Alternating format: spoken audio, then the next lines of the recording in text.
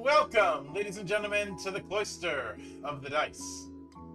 As I need to adjust the fact that the reactives aren't showing up. I am your one and only gaming monk, better known as Mildra, and with me I have three of my good brothers and sisters. We have the Master of the Wanderer's Library, good brother Sig. Hoping I make the grade today. We have our resident dragon gremlin who is continuously assaulted by her own cats. Good sister Tabby. He's sleeping in my lap right now. He's not actually attacking me. He's reminding you of your place in the scheme. He also probably also wanted the pork chop that I was eating. And making her debut in this monastery, good sister Clarice. She says she's a silent partner today. Yep. I'm not going to do the Hannibal joke. I already did that joke. So let me get you guys in. I do apologize. I thought it was set up, but apparently not. Reactive doing reactive things. And also, would it be a session if there weren't technical difficulties? Especially with Roll20, holy shit. I mean, you have Sig in this group. There will be technical difficulties. Oh, fuck off. Love you.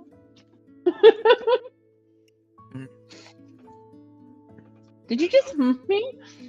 I was also eating. I mean, so am I. Hopefully I'm not... Dragon's asking, why am I low and echoey? I don't know why I am. You got very loud. I think it's because Oh, of this is where true. the mic was set up. Keep in mind, I've only had these particular headphones for a few days,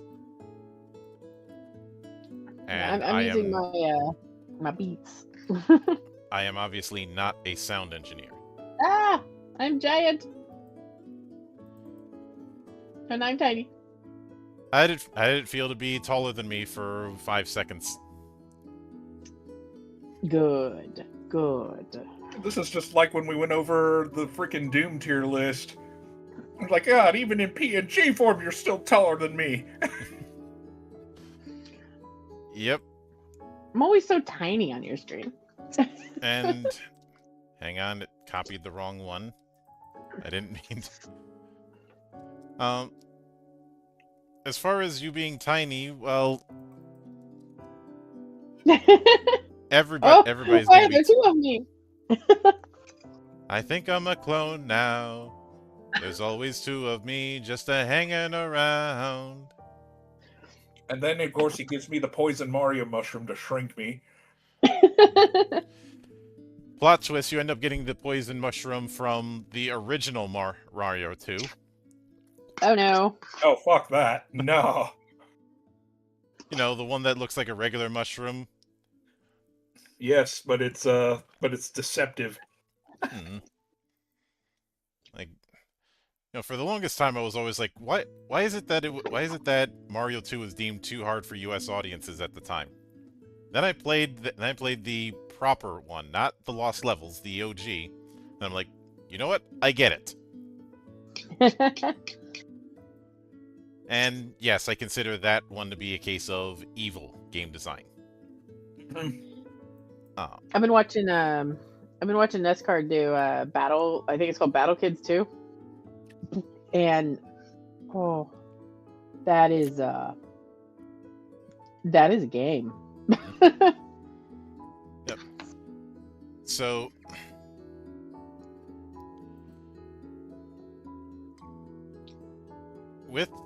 and I'm not blaming any of you. Technical difficulties is just a thing that happens in the monastery. Sig, Tabby, you know this all too well. Yes, sir.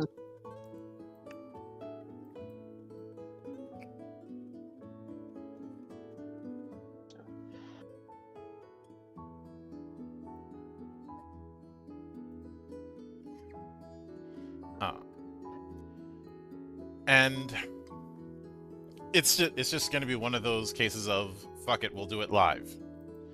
But Yep.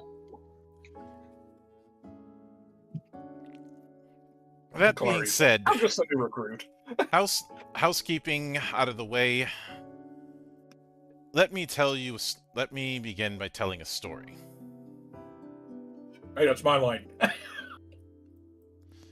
So, our story brings us to the world of Gaia, a world where technology and magic are two sides of the same whole. Where the introduction of Aether Tech created the biggest industrial revolution the world had ever seen, and every aspect of daily life, military life, and political life has been touched by this. One where the gods are dead, and it is best that they stay that way. A world of discovery and rediscovery, and one where the greatest heroes, legends, and people who've had massive impacts on the world's history all go by the title of adventurers.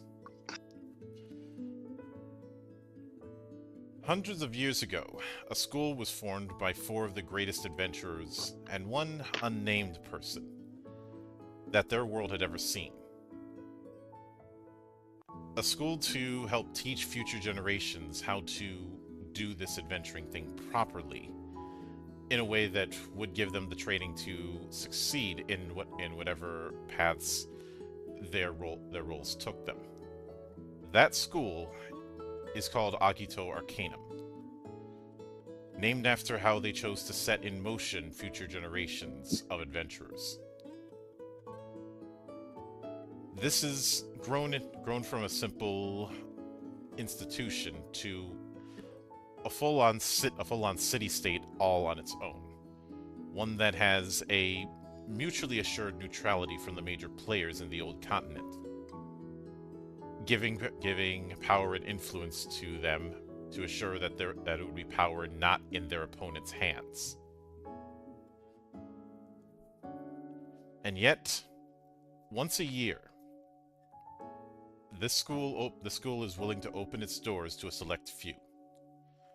Those who would be chosen for a trial of selection. The rules of that trial are very simple. You come in to perform a task. If you perform that task properly, then you will be welcomed into the ranks. If you do not, you will not be able to try again for 1 calendar year. So, no pressure.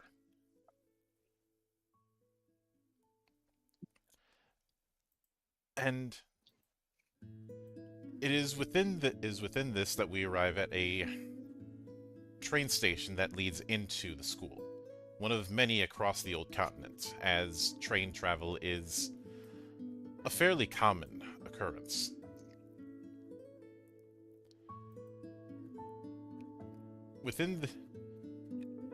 As you all arrive at this particular station, each of you having come from different feeder schools across the continent, you come to a particular kiosk that is tailor-built for prospective students.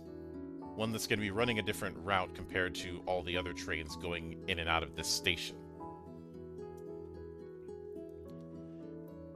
And as you approach, you see the person behind the kiosk, a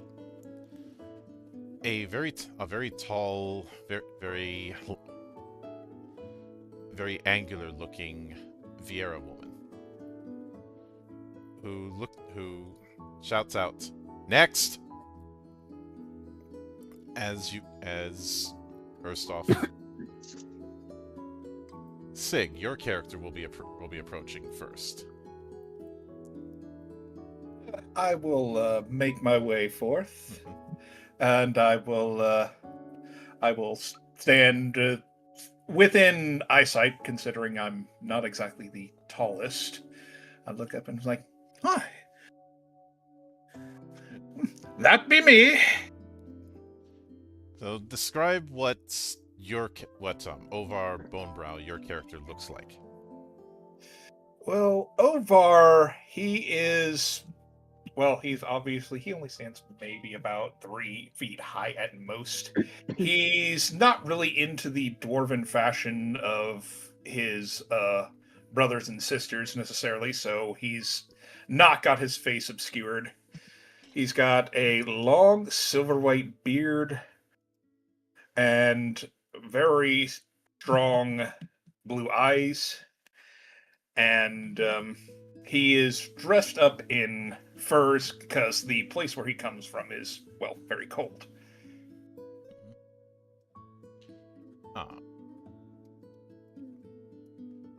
So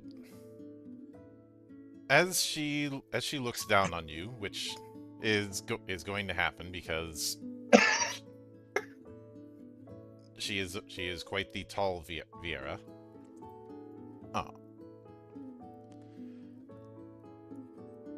She simply states, "Ticket." I reach into my fur-lined coat and produce my ticket, handing it upward. It is a little wrinkled, though I try to keep it as pristine as humanly possible, given where I come from. Mm-hmm. I have it right here. She takes the ticket, uncrinkles it, looks at it, then looks at you, and goes, You don't look. You don't look like you're from Vectali. Where are you from? I come from the mountain. I be off on a rite of passage of sorts. The mountain. Well, it's not uncommon to see missionaries want to become students. She punches the ticket, hands it back, and says, "Third platform on the left." Thank you kindly. I head over to the platform she has directed me to. Shortly after you left, you hear her yell, "Next!" As Tabby's character makes her appearance. Hi. That being Torgan Fortuna. I approach and I kind of lean against the table and say, "How you doing? How you doing, lass?" She looks right up at you and says, "Ticket." Short, sweet, and to the point. I go and I put my hand in my pocket. I don't really have too much of the pockets thing going on because I'm kind of in more comfortable clothes, if you will. Like I'm dressed from the plains, really. And I hand her my ticket. It's been folded in half. There you go. She takes the ticket, looks at the ticket, then looks at you. I've never heard the name Fortuna coming out of Godai. Well, that's a family name. Just had it all my life. Well, travelers are all over the place. She punches the ticket, hands it back, says, "Third platform on the left." Thank you kindly. And I will walk away. Then kind of look back, before I continue walking toward the platform. And eventually you hear, "Next!" as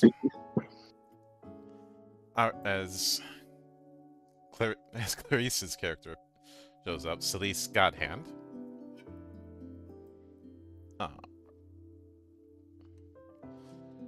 Who looks. Oops.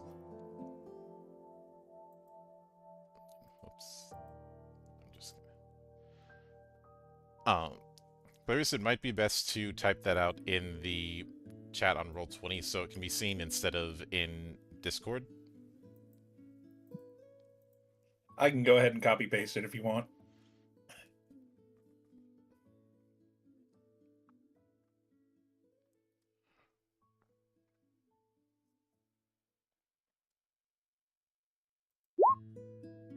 Oh, there we go.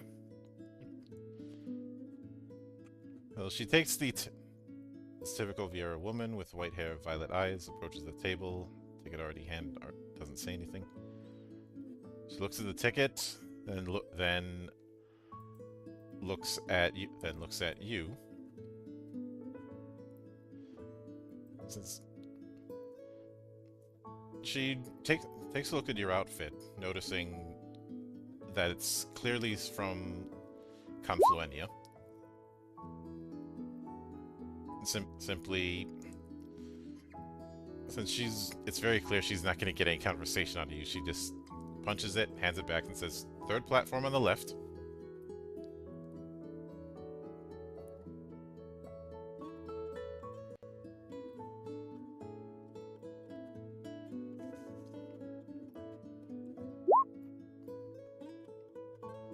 Towards the platform. I know the text is a bit small on stream. Not much I can do about that. But as you arrive at the platform, you see quite a few other people waiting. There's a good amount of people, and more importantly, a good amount of people from different regions. You do see some people from the mountain, though nobody you outright recognize. You do see some people from Garlia, some people from Vaktali, some people from the Varg tribes, even some people from the New Continent. There's somebody who's clearly from Pyrrha wearing a tricorn.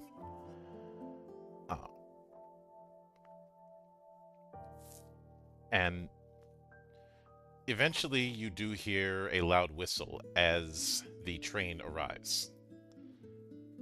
This particular train, it has the look of what would be a steam train, but it's clearly powered by ether tech and not steam.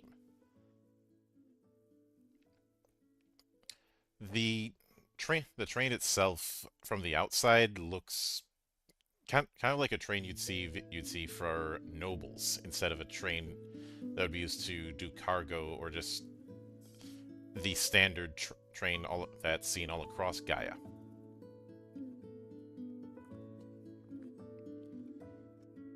And as it arrives, you see the door open as several attendants help move people into the train itself, including the three of you.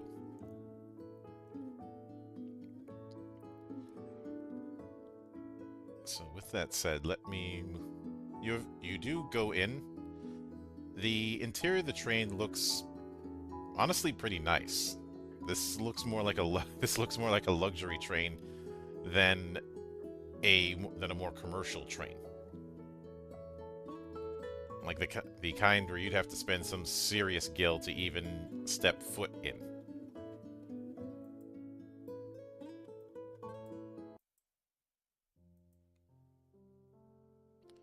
But as you arrive, you're led into what is your cabin, which looks less like a cabin and more like a narrow hotel room. Gotcha.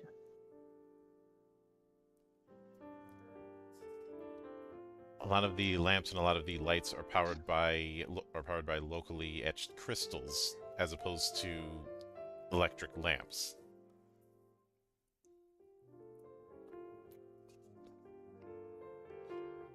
It's clear that they are crystals, but it's just as clear that the crystals have gone through an etching process to better carry light. Much like the difference between an uncut gem and a gem that's been cut for jewelry.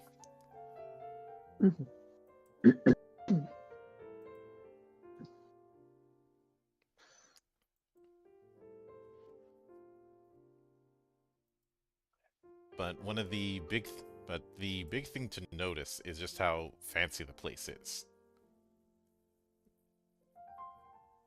I am a bit agog seeing all of this because I am not used to this sort of treatment. Mm-hmm. I see they spare no expense for prospects.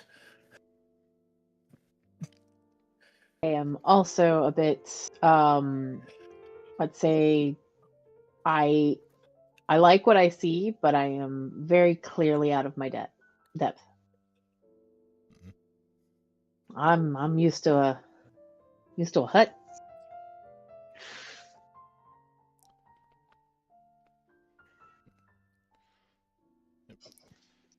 As you do sit down,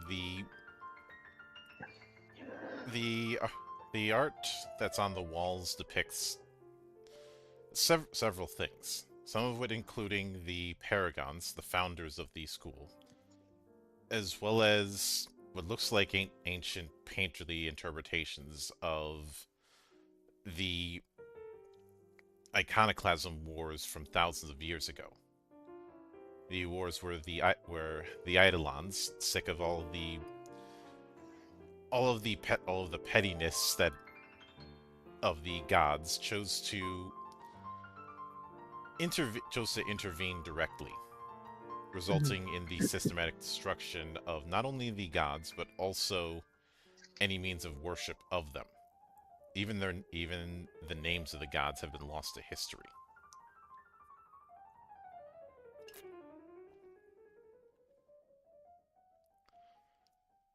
Just by looking at these paintings, would I know anything about this, given where I come from?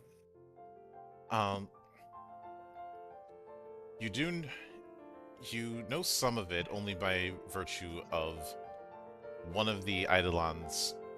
One of the Eidolons who was involved was Shiva, who you know that the people of the mountain have a long-standing pact with her.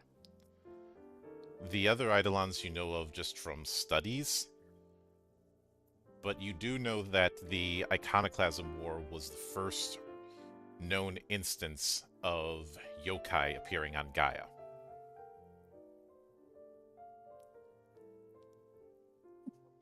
I would kind of nod. I'm like,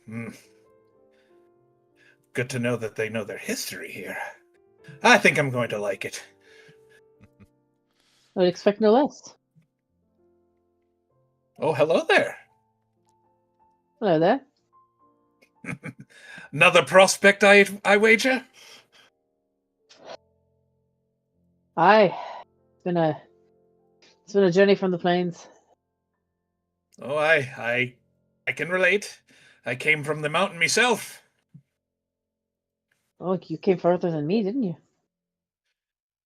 Maybe a wee bit.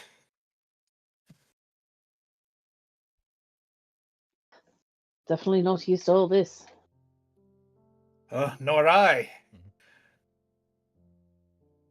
You do overhear some people passing by stating that the school is largely privately funded, but it gets support funding from pretty much every major nation on the old continent and some of the new.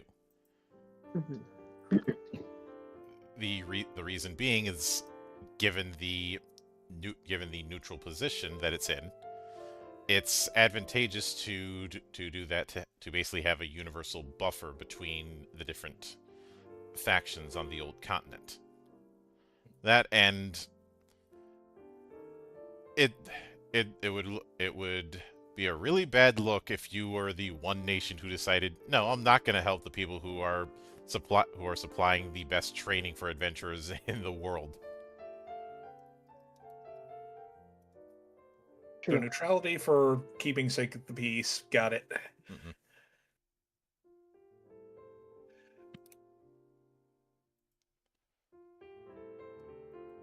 I approach the rather tall gentleman and I extend my hand. Oh, var Bonebrow. Thorgan Fortuna. Glad to meet you. Who knows? Maybe we'll be entering this together. Ah, if that's the case, then someone from the mountains would be a very good person indeed to have at my side. Looking forward to it, lad. I slap the plate I'm wearing and I take a seat near him and begin to converse. Mm-hmm.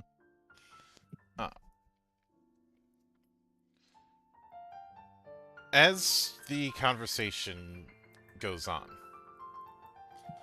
you do overhear that the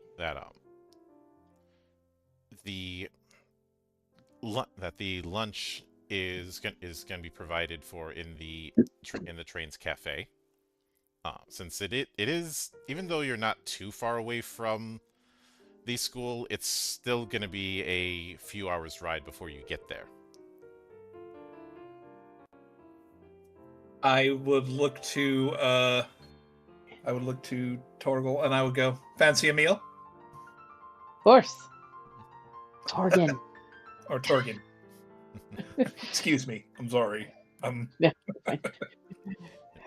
I get up from my seat and I would head to the dining car, as it were. Yep. And that same design of luxury extends to the dining car, which looks more like a restaurant, just accommodating for the dimensions of a train car.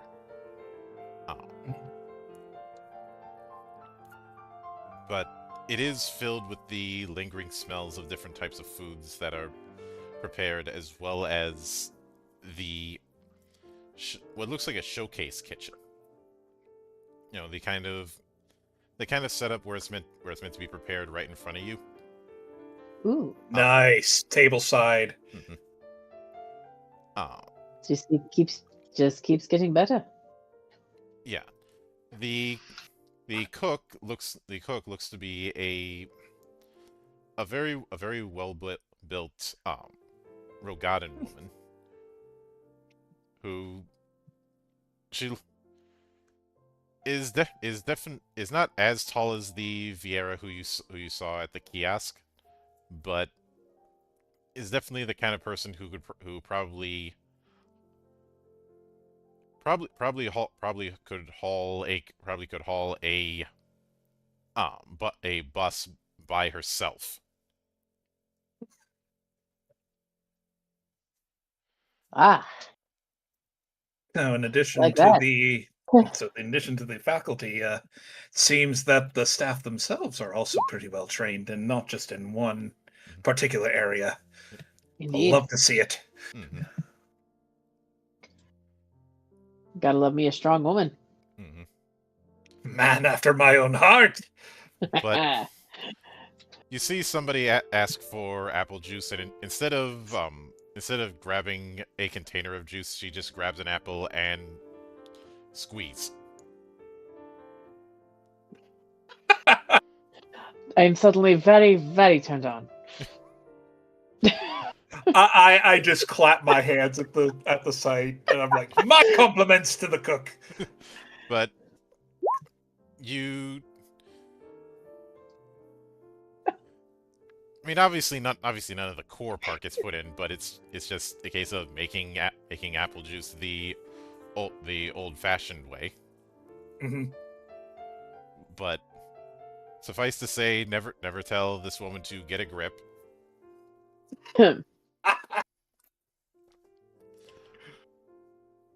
But probably be a bad day for you. Yeah. But you do see that there is a thing on the special, which there's a variety of different foods, but the special is behemoth flank steak. Ooh. Along like with grandmother used to make. Mm-hmm. I haven't had that since the last time I hunted it. Mm-hmm. But as you approach the front of the display, you see she sees you and just says, "What'll it be? Prospects?" I'll have the special. Looks delicious. I'll have whatever the special is as well. All right, that's two for the special. Give me a minute. Let me get on that. As she starts getting to work, she does say take a step back because of the fire. I take a couple steps back, given my size. Yeah. I'm just smiling.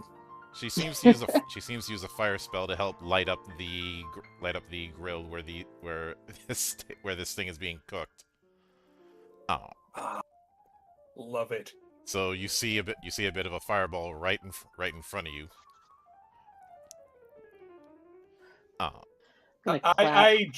I jump in surprise a little bit, but I am enjoying the display. Yep. I'm just going to kind of, like laugh and kind of clap a little bit, like just taking it in, basically. Mm-hmm. As you see her take a huge slab of what is likely behemoth meat, and cutting it with a knife that looks far more solid than a normal steel knife. It's easy to put two and two together that this is meat from a behemoth. Those things are tough as all hell, so you need tough equipment to get through that. Mhm. Uh, also tenderizing the thing using what looks like a one-handed mallet. It's not as big. It's not a full-size warhammer or something like that, but definitely takes some work to tenderize. And in the meantime, you see what looks like parts of Cactuar having which have the needles taken out and are grilled on a separate spot. Uh, Not far removed from the way one might grill eggplant. Mhm. Okay.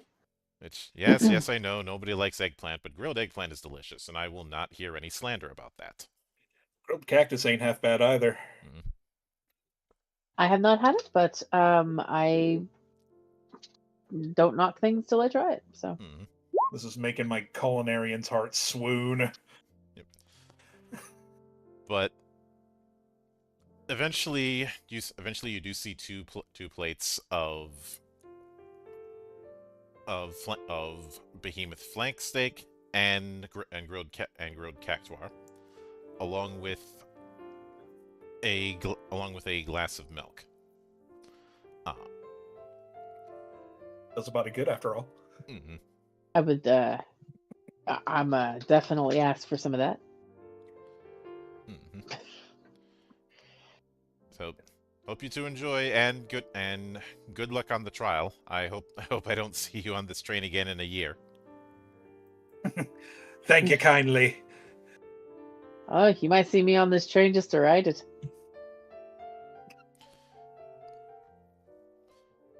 I'm just gonna say with a smirk. That's all it is. She laughs a bit before stating, "Well, best not to hold up the line. There's other people who want to eat too." Oh, apologies. Of course. I immediately move from the line and go find a table that's not really occupied. Mm-hmm. And I'm following Ovar, and for every 2 steps he takes, I probably take like half of one.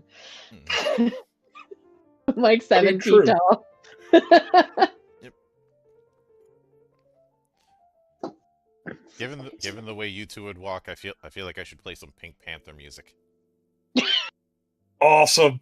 I'm down. Let's go. I'm not, but that's the vibe I get. But as you head back to your seat, you do see not only the people ordering the special, but also a variety of other dishes. Some people going for the salad route, some people going for the complete meat-headed route. You do see a Varg with what looks like a baker's dozen different types of wurst on his plate. Nice. And speaking as someone with German ancestors, do not underestimate what you can put in a wurst. I'm sure. I've had a little bit in when I was in culinary back in the day. Yeah. True story. There's a place near where I live that the only food they have is wursts, but there's a bunch of different meats and stuff that they put in it, even mac and cheese in one wurst. Oh, well, that must have been the worst. And here I say, bratwurst. Why, this is not wurst. I'll probably throw things at both of you later. It's like, oh, come on, you've never seen Rocco's Modern Life? Oh, I have. I'm just doing it out of principle. Fair enough. But Oh, I heard a thing. yeah. But as you do observe the surroundings, you see one big sign on the wall just saying, "Your next meal might be your last, so make it a good one." Which explains quite a bit. And it's very clear that instead of getting what might be slop or the like. The food here is the kind of food you would see at a high-end restaurant, and the chef is clearly somebody who, in any other circumstance, would be cooking at some sort of 4-star place for nobility. And here she is working as a diner car chef for a school. As I'm eating and, just taking it all in, just savoring everything as it hits my tongue, I'm like, I feel like her talents are wasted because this is absolutely delectable. She probably gets paid well. Like, you can hope, at least. Oh, let us hope so. And overhearing conversations, you do hear people bring up the fact that the school started as just one building, but over the last 300 years, it's become far more than a school.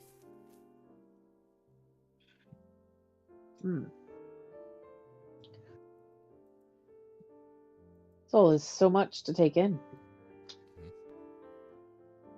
Oh, aye. It's my first real time off the mountain, so getting out here and seeing the world, I'm already agog of everything I've seen. Indeed.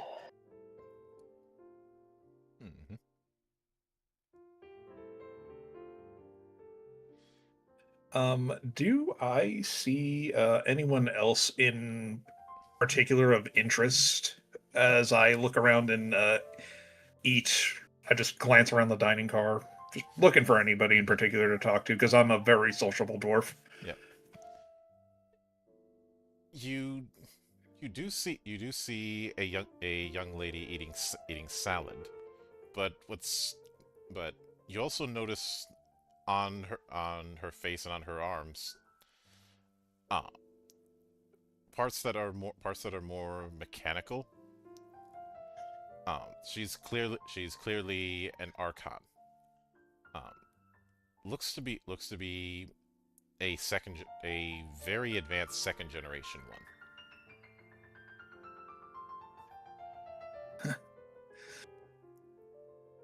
Seems I'm going to have to pull out all the stops if I'm going to pass this trial. If we're together, then I think it'll be fine. Never underestimate those you're in competition with, as it were. True. That's what we're taught up on the mountain. But are we in competition? Well, I hear that you don't get into this place very easily. You do overhear that the parameters for the selection trial change every year.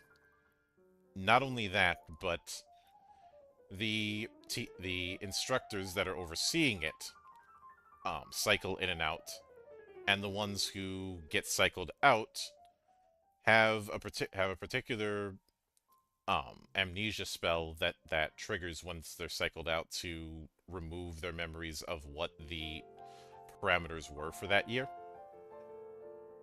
Referencing Type 0 there, sir? Well, that would be if we die. Basically, every measure is taken so that nobody gets a real advantage coming in. So, in other words, nobody knows what, aside from the people who are overseeing it that year, nobody knows what the selection trial parameters are going to be. I finish up my meal and kind of start contemplating.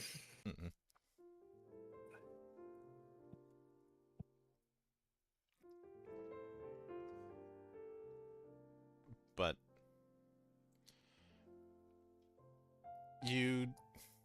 as you do contemplate, you do see one particular individual whose dress clearly indicates that they're from Pyrrha, having a very awkward very awkward moment because they're sitting directly directly across from from someone from Velho. You essentially see a Hume from Pyrrha and a Tarutaru from Velho having a bit of an awkward moment because of their particular nation's histories. I will go ahead and head over there and kind of clear my throat. Why so quiet, lads?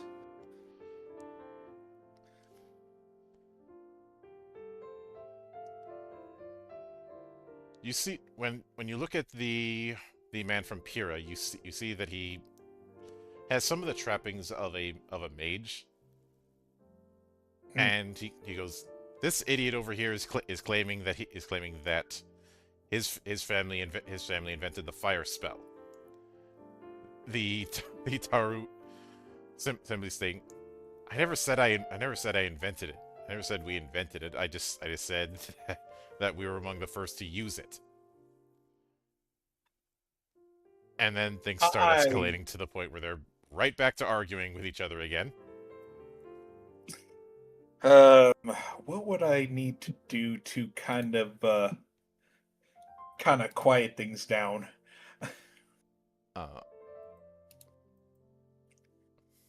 Because things are getting heated, and I kind of see myself as a peacekeeper of sorts. Mm-hmm. Oh.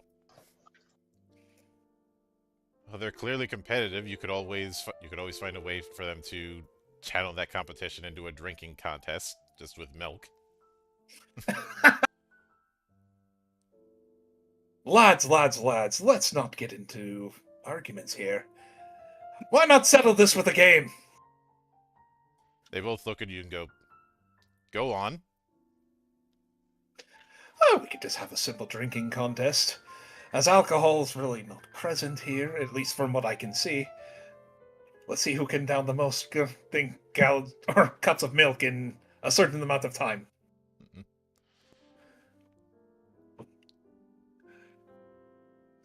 They look at you, they look at each other, then say, "You're on." Ha!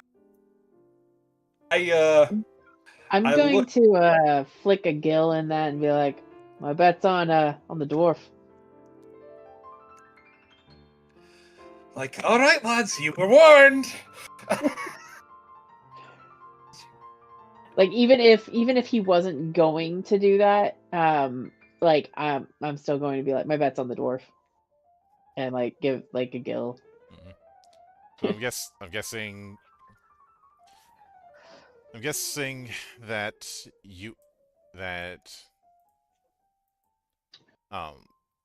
Ovar is going to be heading over and getting two flagons of milk. Yes, sir. I will go ahead and do that, and I will. Once I do, I will kindly thank the one that served me before returning to the table. Mm-hmm.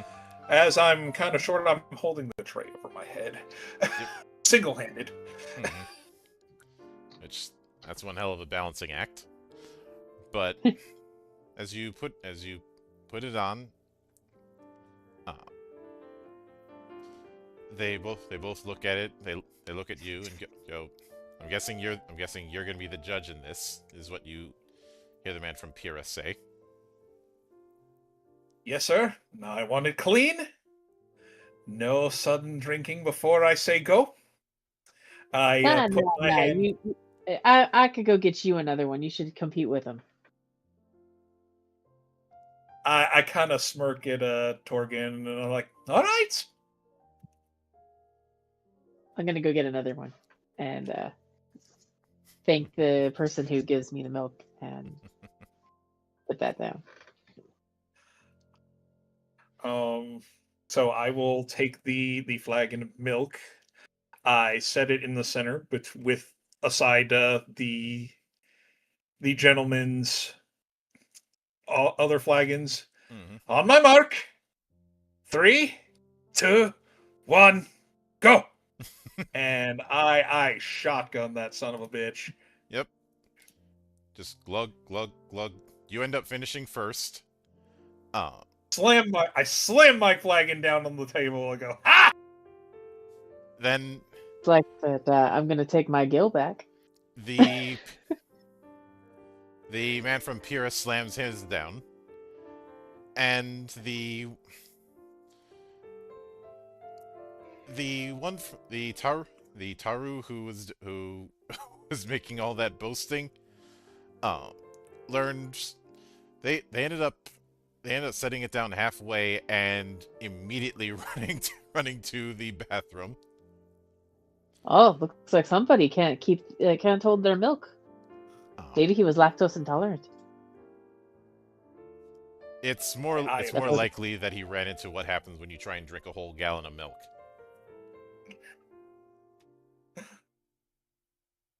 I am just howling, laughing. I am having the best time of my life, and I'm laughing with the other gentleman and Torgan. Well, in any case, you owe me a gill. I bet on the dwarf. You didn't say which one. Wasn't sure if there was more than one or not, but there was only one. There was a dwarf, Yeah. a human, a Taru. Okay, I was like, wait. I hope I didn't miss something. But like, I said, I bet on the dwarf. You owe me a gill.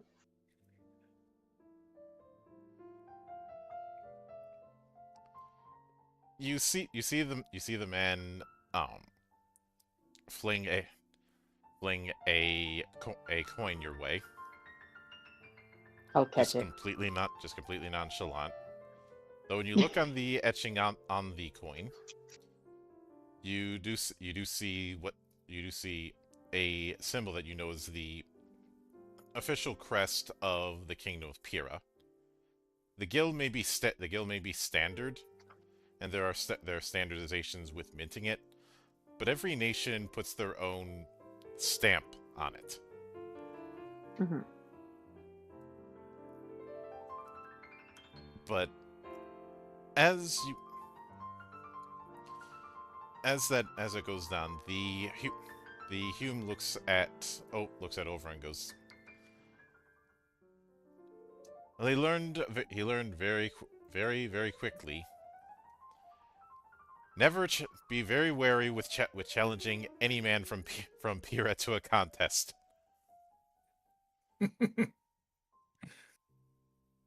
I make a note of this and just kind of smile I kind of grin at the man. Mm-hmm. I'm Jack, by the way. What are they? Bone Brow. I don't have anything fancy like that. Just Jack. But Ovar's fine.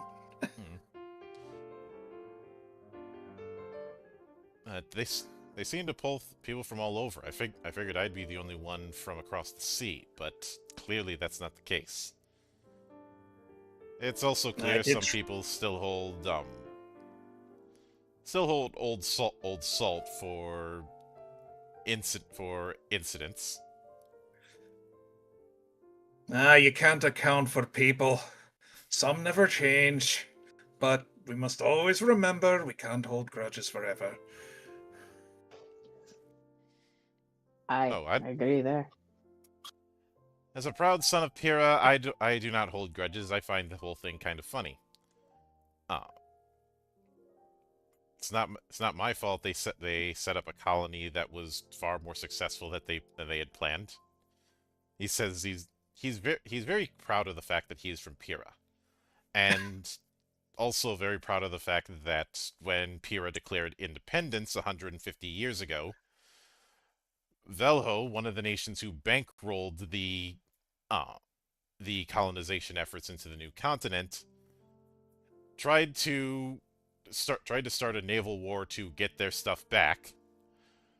Except by that point, Pyrrha had invented spell hacking, essentially rune magic, and Velho's whole national identity is tied around being pioneers of magic, which they're very good at, but that doesn't mean a whole lot when up against spell hacking. I just listen intently to the man's story, kind of trying to recount his account of the details with my own studies. Hmm. You are, as somebody who has done at least book studies of the various nations in Gaia, you do know that Pirans are a military-focused government, but also one with a massive independent streak. Hmm. Like they are the type who, if it means losing their ship to another country, they would rather blow their own ship up, even if it meant them on it. That's how far they take their independence. Would fire our own ships, Mhm. I continue my conversation with the gentleman. Mhm. I'm just going to listen as I'm trying to learn more about all of it that I may not know already. Mhm. Oh. But the reason you do hear him bring up the fact that the reason it's a bit of a sore spot with Velho is how completely embarrassed they got on a national stage. Whereas the other people who were bankrolling it, the Garleans, their attitude was, they want to be independent? Okay.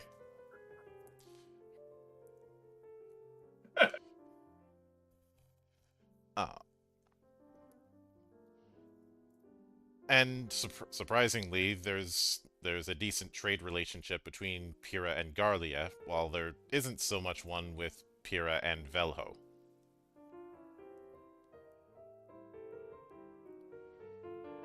Well, how good that relationship is depends on which prince is in charge at that particular time. That's about right. Because I've got a cousin. He says I've got a cousin who works trade routes over in Garlia, mostly on airships. He had said from the Garlean politics is a chaotic, confusing mess that even locals don't fully understand. But everybody's got some kind of title, and so many of the princes of the different region all have an equal claim to being first among equals. Understand it when I'm really blitzed out.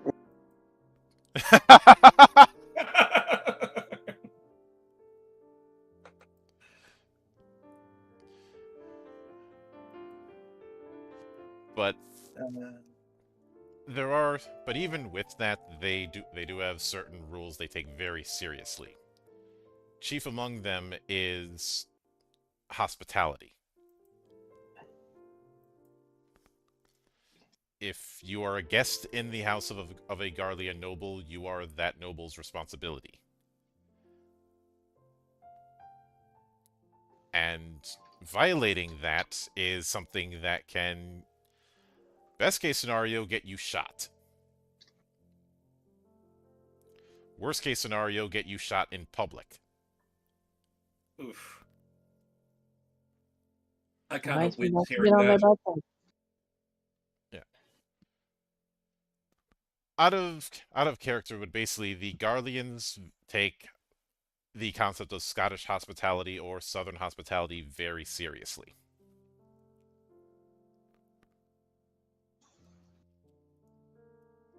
Just don't abuse the fact that you're a guest, or else they'll kick you out, and that's even worse.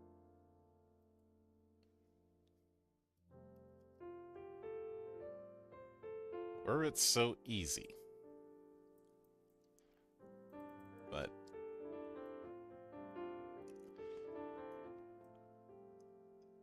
But even with that, it's not uncommon for Garleans to go from an expansionist policy to a non-expansionist policy, sometimes in the span of a decade. If this sounds like madness, to quote Jack Sparrow, This is politics. I understand tactics, not politics. But I understand drugs. I mean alchemy, not politics.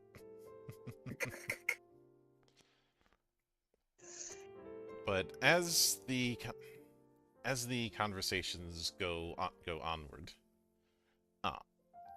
eventually the cafe cars has its kitchen closed, and everybody goes back to their particular cabins. As you do get a better glimpse of the school itself, which is a lot bigger than I think you all had the assumption it was going to be. You probably imagined it would be the size of a castle. It is the size of a capital level castle with a whole city surrounding it. Wait, If that shit flies around, I'm going to. I don't know what I'm going to do, but I'm going to do something. I'm trying to see out the window as best I can. I'm finding something to stand on. I'm just looking out the window and just in awe. I have never seen anything like this probably before, and it's definitely a just it's a lot to take in. I found something to stand on to look out the window. Character. I am I was like, as I'm seeing all this, I'm like, oh, this beats most of the monasteries back home. No, it's a lot bigger than I thought it would be.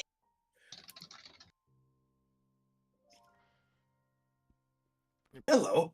I think we're going to drink a potion and pass out now.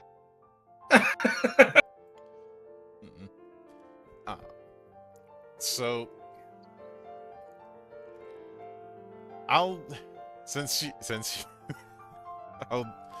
improvise with you in a moment, Joe. Perfectly fine. Hey guys. Hey Joe. I'll just Driving for sake of this, I'll just assume you're like sitting in my helmet. Or you could also easily sit on my shoulder since I'm an aura. I'm a lilty. I'll sit on anybody. I mean anything. PG-13, folks. But since you had, given all of that, Joe, would you mind describing what your character Luma Royce looks like? Yes, I would. So, I'm not sitting at my computer. Could you remind me the name of my character while I'm doing this? Luma Royce. Luma Royce.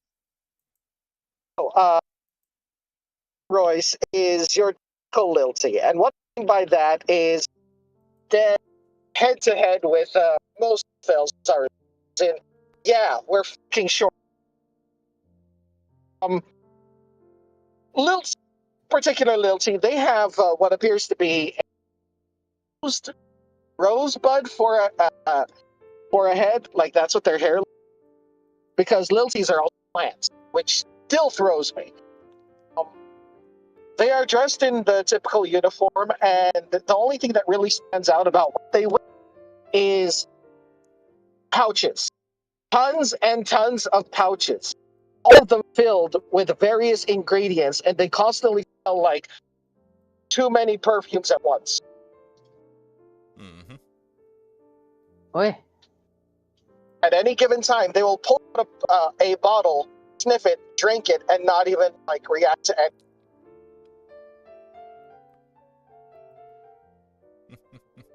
They don't have a problem. You have a problem with their potion.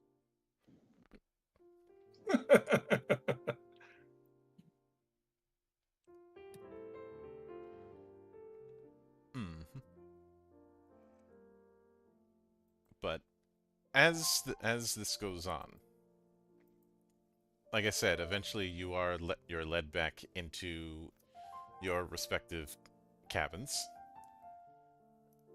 and get a chance to see the school. Eventually, it's announced on the PA that you will be arriving shortly. So make sure all your stuff is accounted for, and hope to have you as regular students in the future.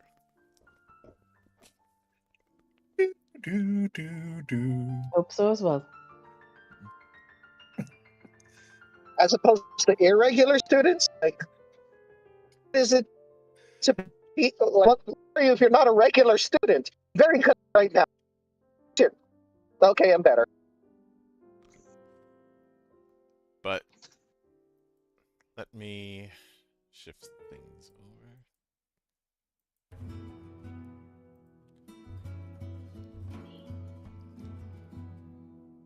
I am So- indeed under attack like that now. You know, I don't know. I don't try to go out of my way to say that I'm always right, but I seem to be right more than I'm not. Oh no, what happened now?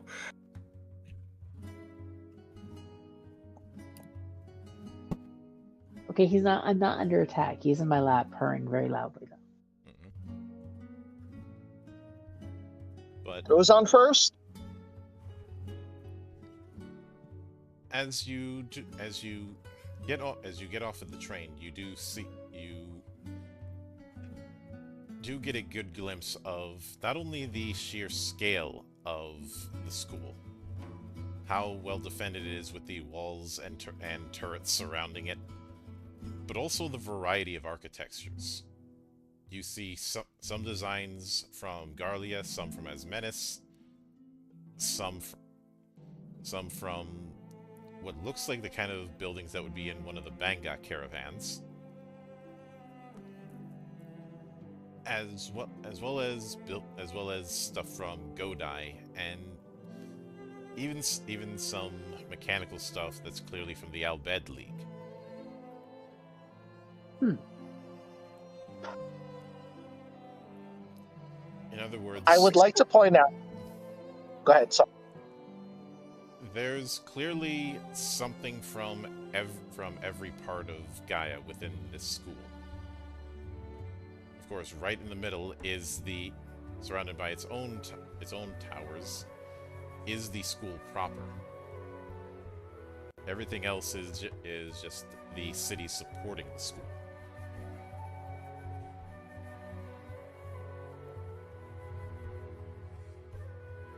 So when Luma leaves the train, on her back is going to be a backpack that's larger than she, carrying it with.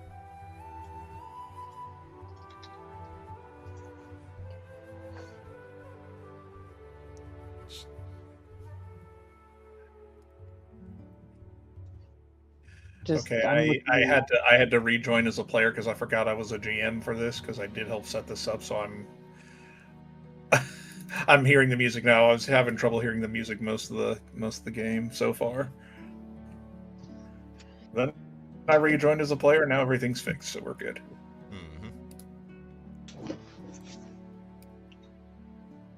Come here, buddy. Yep. Aside from that, I make sure all my equipment's accounted for, and I take a look around. I put my axe on my back, and I make sure I'm all geared up there, and I'm gonna look around a bit. Yep. Just think of all the alchemical reagents from around the world I play with. I'm gonna look over at our new friend and kind of and look over at Ovar and just say, why do I suddenly have this urge to punt something? You do, you'll break your leg. I'm gonna break my leg. I'd highly not advise not doing that to me. Oh no, not you, friend. Not you, friend at all. Talking about this very smelly fellow. Hmm? Smelly fellow. Very I smelly. think they're talking about me. He's a very smelly fellow. Yeah, it's all of the reagents I carry on me at all times. When you need a potion. Mm-hmm. Oh, hello there. You know, I guess Hello? it's not so bad then.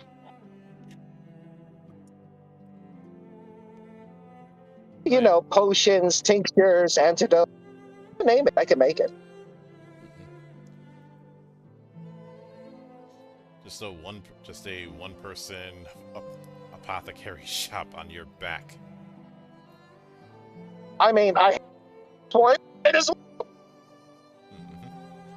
Well, you know, that is useful. Mm-hmm. Well, I never know when we'll need something like that. Right. That's true. Very true. But as you get out of the train, and you're led to the various assigned groups. You do see on your ticket that there is a number that you have to match to see which group you're assigned to and who's going to be overseeing. And fortunately, you all are in the same number. Oh, would you look at that? We are together. Oh, Fate I works guess in I'm gonna have mysterious to use ways. the Yoda. So we're going to have to work together. There seems to be only three of us. I wonder if there's anyone else here. Did they say I how mean, many people were supposed to be in our party? Mildra, I have a very important question. Shoot. One of my skills here says that I have a safe house. Yeah. Are we hand waving that to here? For the purposes of this one shot, that won't be relevant. Understood. I was just a little curious about that. Carry on. Yep. But as you are led in, you are directed towards what looks like a one-story office. Within it is a briefing room that you're led to. And even though there's a lot of stuff going on, you're clearly guided just to make sure that no prospects get lost or end up someplace they shouldn't.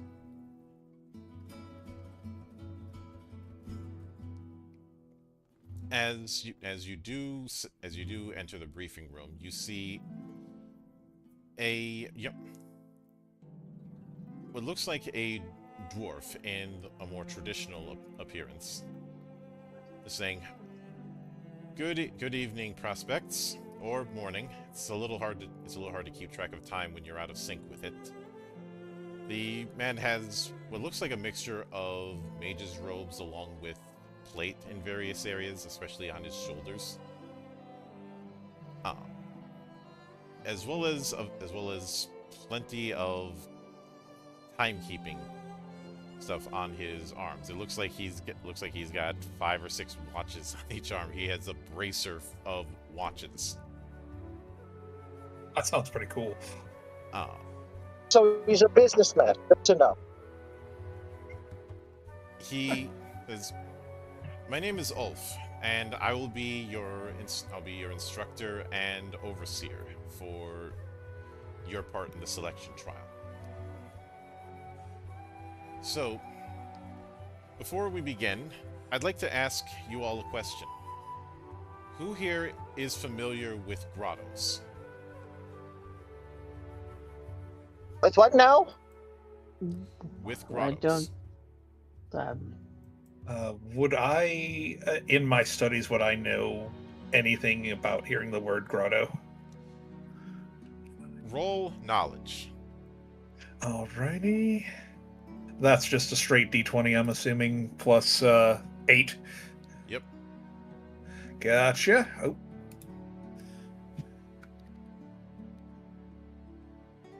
I don't know what it is, but it sounds like a great place to farm for reagents. Damn. Would I know about grottos with my knowledge and my studies in survival?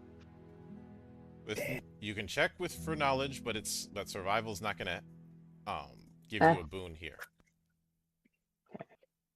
I would roll, but I'm still not home. I'm trying to find how much I would have a plus on that knowledge using this sheet.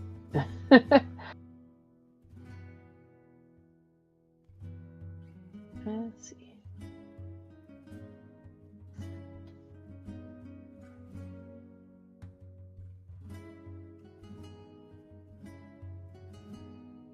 Sorry, I never looked at the sheet before, so I'm just like.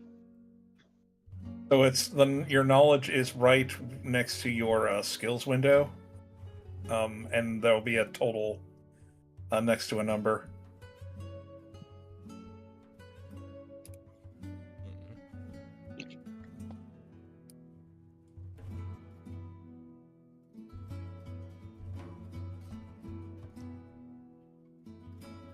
I think I'm blind. You're the dreadnought, yes? Yeah. So yours is 7. 7. Okay. Because I see the skills and I'm just like, I'm blind. Okay.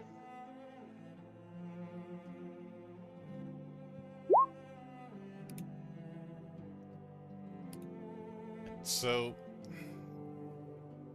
do you know that the main thing you know is the grottos are where the Eidolons live, and they are on Gaia, but also not. Okay.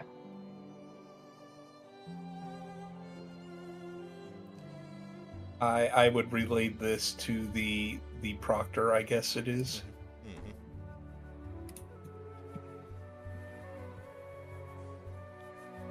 I would say the same. I would kind of nod along. That is mostly correct. The grottos are certainly the living space, although more like living dimension, of the Eidolons. Having chose to live in those areas so that their presence and their power didn't disrupt the world that they were assigned to watch over. Each Eidolon has their own grotto, and it tends to appear in places that the Eidolon either likes or just happens to have an interest in, and it's rarely static.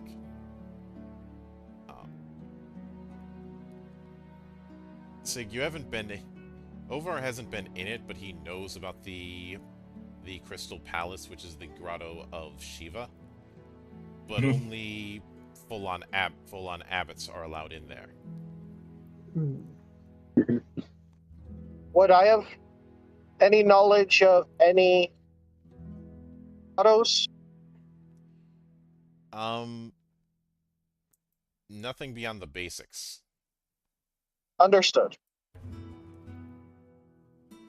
The main reason Sig knows about the Crystal Palace is the people of the mountain have a pact with Shiva. No. In the same way, the imperial family of Godai has a pact with Leviathan.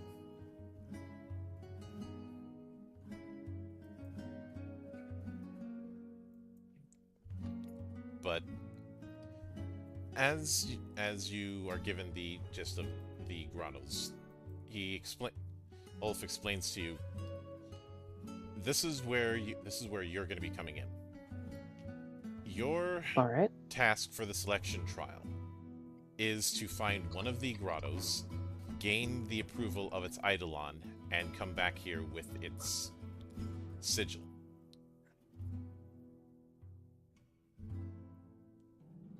As far as where you would find the Eidolon, where you would find the gate that leads to its grotto, and what you would need to do, that is going to be up to your own skills and your own ability to investigate.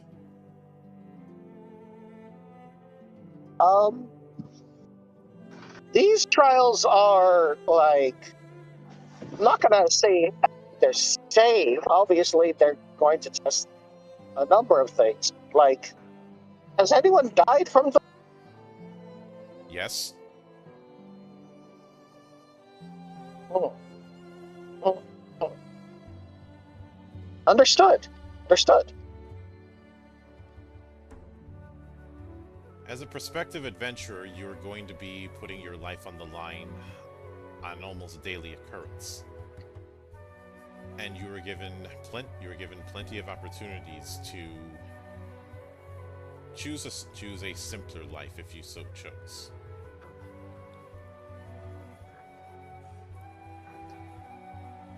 I mean, fair. I just was trying to figure out how deadly these election trials were.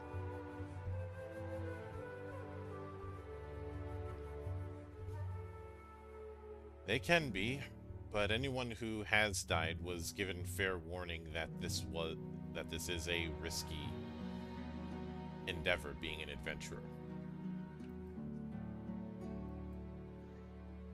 As someone hailing from the mountain, this is my rite of passage. I will see it through to the end. That is good. I like that kind of energy in our prospects. I mean, I'm That in. sounds good. It sounds like it'd be adventure. Should be fun.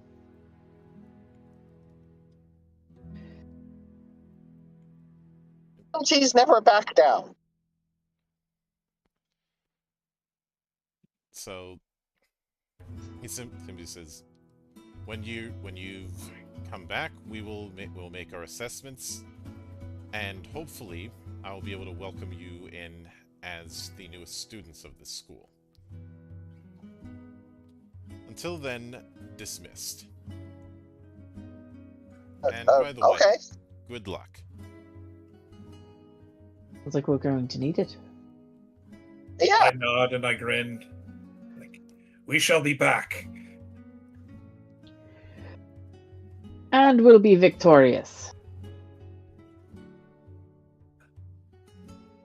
After we leave the office, I just kind of like look at the rest of like, they're not hazing us, right? Like, this is an actual that they give everybody. I I believe was- so. I would assume so. So that means everyone goes to these grottos. Interesting. Interesting. Means a lot of people don't come back alive. I'm only vaguely familiar Oh. with them. See, which, like, did he tell us what grotto we're supposed to go to, or information later? You've got to find that Might out be on a- your own. Oh, okay. Get mysterious voice from above. Ah. But you do see within the immediate area of the office that there are several requisition shops. Some for equipment, some for magic, some for magic items, though there's a sign saying no prospects are allowed to purchase magic items. That's not fair. You also see what looks like a small library-like building, specifically for research. I look to the rest of the group. It's like, looks like we better start making preparations and looking into things if we're going to find one of these grottos. Yep. Agree. I think we should try to figure out grottos we can find first before we make any preparations. I'll Maybe head to we the can ask some library then. questions. I'll gonna look around. Get potions. Potions sound good. Kind of a little like I'm not lost, but I'm just like, that sounds like smart people work.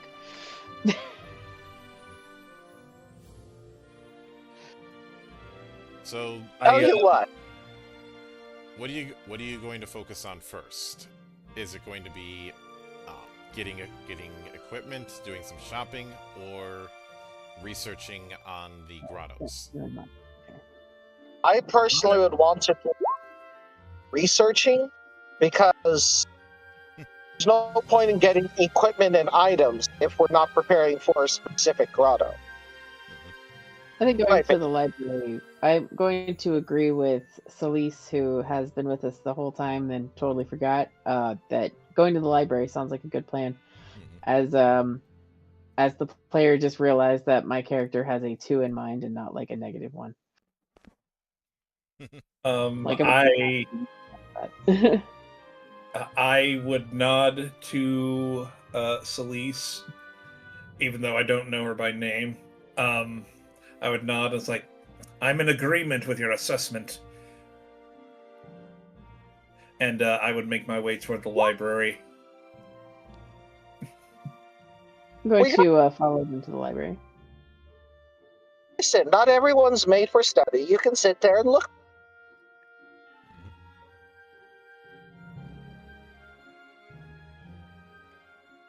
I agree with that. We need to find which grotto we go with first. That sounds like it's the better option. I just had a brain fart. Fine. So, you do, and I had too much behemoth last night. yeah, the library that you go into is pretty decently sized.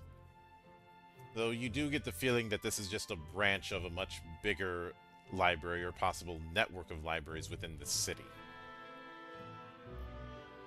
There are quite a few people going over scrolls and tomes doing research, and you do see people who look like they have various uniforms overseeing what books go in and go out. And there is a giant sign saying, no borrowing at this library.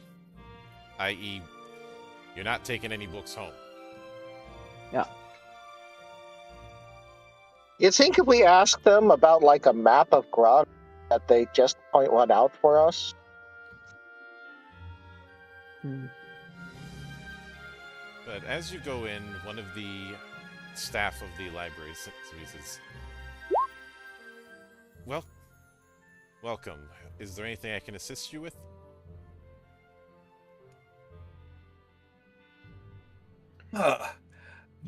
Oh, kind. Would you happen to know where we could find books on grottos? Ah, you must be another batch of new prospects. She points to a bookshelf towards the back and says, "You should be able to find a few over there. Be sure to if you need to reach higher up, make sure to use the ladder." She notes that on the bookshelf there is a sliding ladder.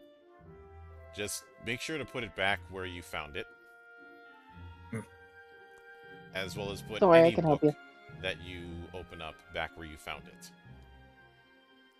You have no idea how much I appreciate you for thinking of the little people. I kind of laugh at that remark. She laughs and goes, "What? You think you're the first small person to visit this school?" I certainly hope not. You will leave a number of places that don't even have stool.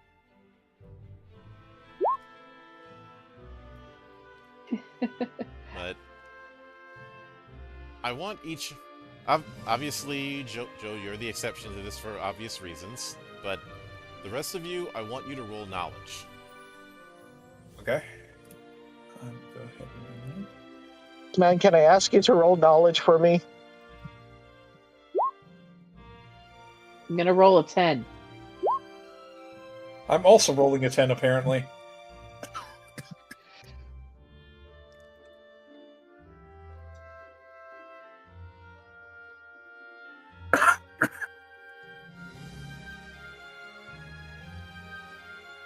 It's on the other sheet, so like on the auto calc sheet. Let me find it. She's the Viera shaman. I'm not trying to overstep my bounds. I'm just trying to help out. Oh yeah, no worries. I'll go ahead and link this directly to you, Clary, but your knowledge is 8. Mm-hmm.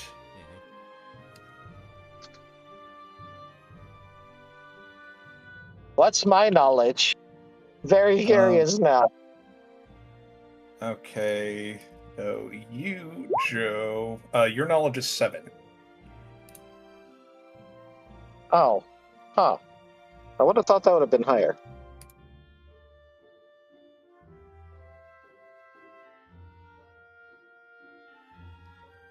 Oh.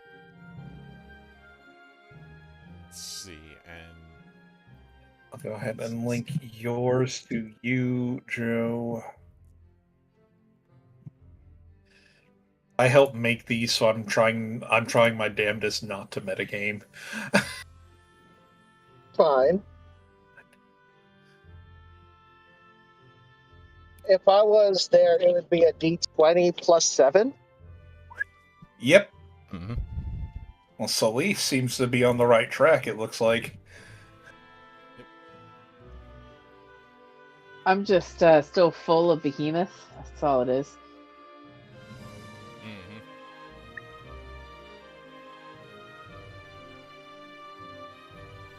Whereas I'm a bit disappointed in myself because, I've studied in monasteries and whatnot, and you'd think I'd be better prepared for this. So I'm a little frustrated. Unfortunately, the monastery you frequented is also the open bar of the internet, so you got a little blitz. God damn it, Joe.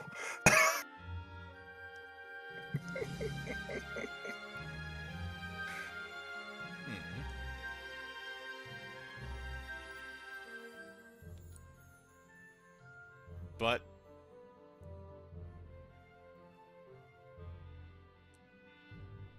as you do your bit of research, including going through several historical tomes, because it's not like there's just one book that says this is where the grottos are.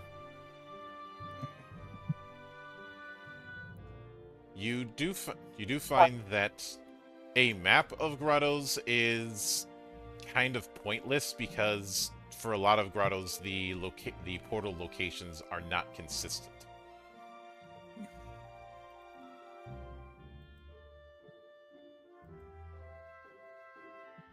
Oh, look, this one changes by the moon phase. Wonderful. Ah, this one changes by the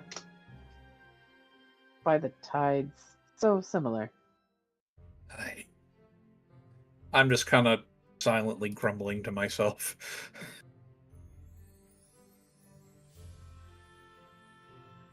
And then I just take a deep breath. I'm like, no, I mustn't get frustrated. This is a test after all. You don't get frustrated with tests? They fucking frustrate me. Just part of my training. Mm-hmm. Test is just, it's a logical thing.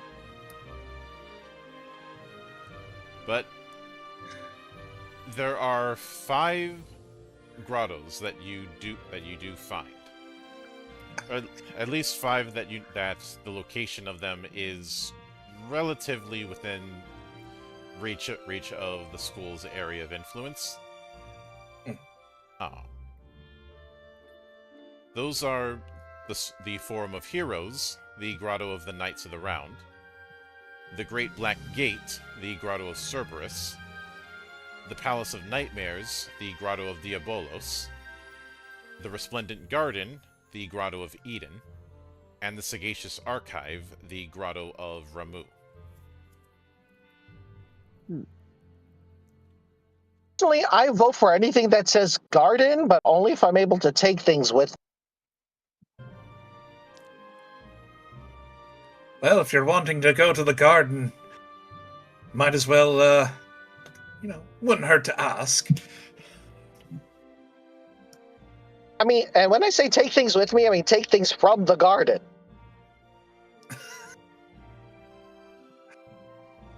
As you say, take things from the garden. You do hear someone say, "The Eidolons do not let anyone take anything from their place without permission."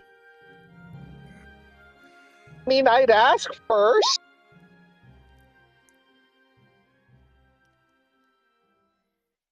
I'm not going to steal from a frickin' guardian of the world. Goodness. I'm going to go ahead and put my book back, and as a formality, I'm just going to make sure everything's clear and put things back as I step down from the ladder that I'm looking on. But obviously, I'm saying this as GM, but obviously you can't go to all of the grottos or even multiple ones at once because you don't split the party. So you guys got to pick one. I mean, in character, my vote is for Eden. Character, my vote is for Ramas. So, I'm going with the in-character vote. I was kind of leaning toward Cerberus, actually. Yeah, let's think for three-headed puppies. A test I do of like strength, is it? Indeed.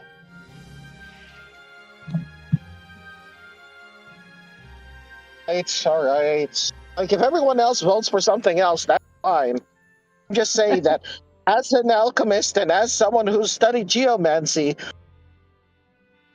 to any place that is a etheric garden of a guardian of the world, just... Well, since we're all going to be working together, we might as well put this to a vote.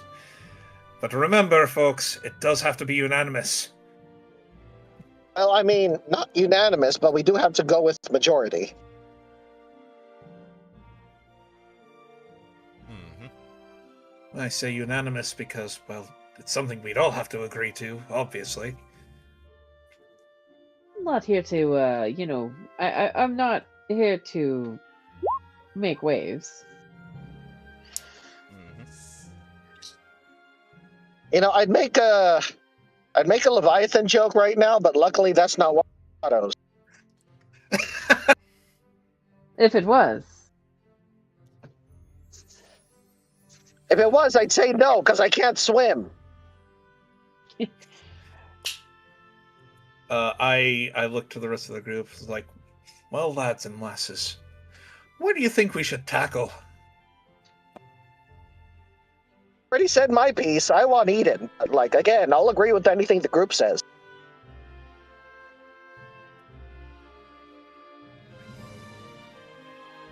I make my bargain for Cerberus. I would like Cerberus as well. Fine, and what say you, other person? Each other, have we? Okay. I've like, hold on. Perhaps we should rethink this. What do you mean?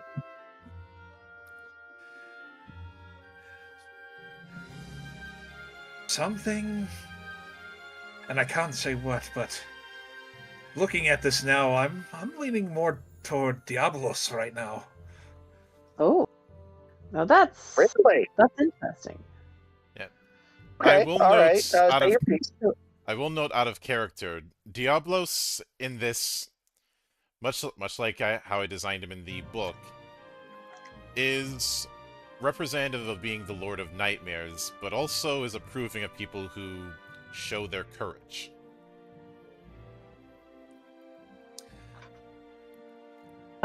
Diablos. Sounds like the perfect thing for is like, I'm ready to step into the fray if y'all are willing to follow. I could go with Diablos. I will follow my friend Ovar here. The choice is yours. Okay, After all, what? I'm not the only one here. I'll see if I can bottle nightmares, I suppose. Might make for an interesting alchemical reagent. above would be table. terrifying. Isn't there an item in one of the Final Fantasy games called a bottled nightmare, or am I thinking of something else? You might be thinking of something else. See, now I It wanna sounds go like find something from Final Fantasy IV now. it. No, it's not. Okay. There You're is the thinking fact of that Octopath Traveler. Diablos was in a lamp. In 8. Here's a lamp, Gotcha. and it has the devil in it! You Kill me know for the this later. devil from the Bible. Anyway, I looked to Celise. I was like, you can rest assured, Lass, that I'll help get us back in one piece. I'm gonna nod and say, "That goes double for me." what the land of nightmares is like. From a purely geomantic perspective. But you did, during your research, you did find out that it tends to appear in more forest areas that are a little bit off the beaten path. Some people describing it as a gothic-like castle, though others have said that it looked like a house that was far too big. Like it. You know, I'm going to guess that it actually reflects, like, whatever folks would find horrifying at that particular time. Could be. Just saying. But now that you've gotten that info, are you going to be heading to get supplies? Oh, yes, definitely. Yes, Yes. sir. We'll definitely do that. All right. So what do you We- think we... Did we see anything in there, like when we were researching about like anything like status ailments or anything else that we would need to prevent or could possibly be afflicted with? No, and as far as what you could get in the shops, any lesser tier consumable is on the table. Trying to lit up the So, books, but the library computer is being stubborn right now, so I may have to restart it. Luckily, I have this elsewhere, so give me a moment. man, don't you just hate it when these newfangled library computers don't... I think they get more funding for this. Fuck's sake. Let's see, there it is. I was like, where is my thing here? But yeah, I would want to get supplies. Specifically, I think I would want to find anything that would, or darkness, sleep, or help produce the light element for attack.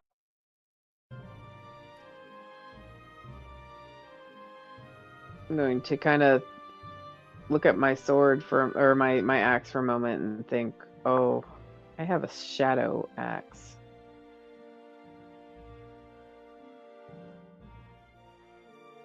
Yeah, more fun, right? You sure you don't want to get like a secondary weapon just in case? Anything I touch turns to shadow. Dark Knight, no? Ah. You know, maybe the place might be perfect for you, because if you can't affect them, what makes you... Maybe they can't affect you? That could work too. Just kind of like show them your inner darkness and say, ha ha, you can't affect me. I don't think that's know what? quite how it works. I take it back. I like this one. I'm gonna keep him. In my hat. My helmet. So I mean, gender is a social construct, but technically I'm female, thanks. I said him. Him is him is everything. I don't care. Like, dude. Right. Apparently. So, I am going to go for a hero drink. I'm probably going to get a potion and one other thing. Sig, are there not Sig? Are there any items that reduce the light element for attack? I can look and see. There are some that grant elemental immunity, but those are greater tiers, and we don't have access to those. I'm only asking because I have like a fire element item and a lightning element item. There are spell items too. White ribbon can be treated as light. Is that lesser tier? Yes. Nice. I finally made it home, so I can gradually reach my computer. One more lesser tier for me, and I will also get a chocobo feather. So that is.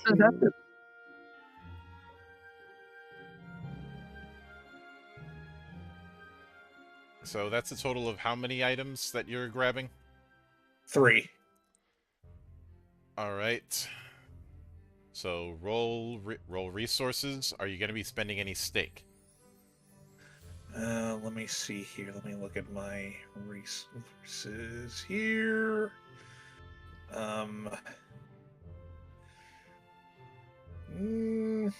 I think I'm going to save it because I don't have very much. I'm assuming the resource roll is just a d20. D20 plus your resources stat. Okay.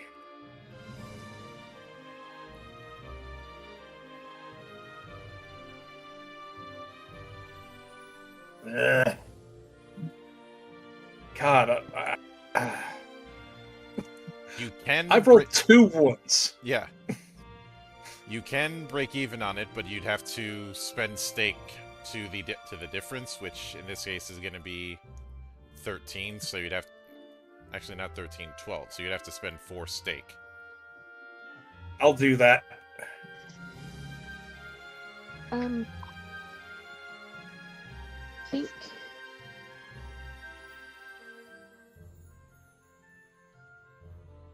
I want to grab a white ribbon, even though I'm a Dark Knight. I kind of want to grab that just in case.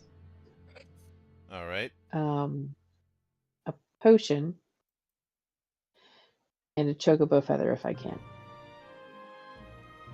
All right. Roll resources.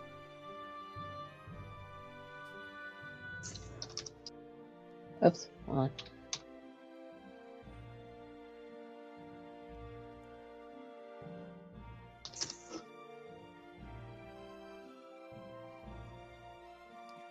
All right, you managed to acquire those, so make sure to have them on your sheet and make sure that it doesn't come up to your item limits. I believe it's 4 is my item limit, so.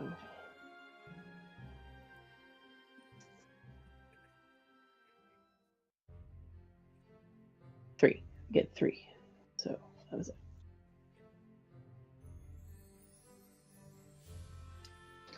I'm almost there, and I can figure out what I can buy.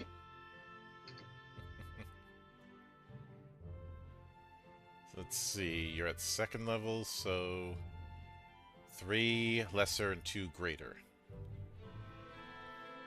But we don't have access to greater.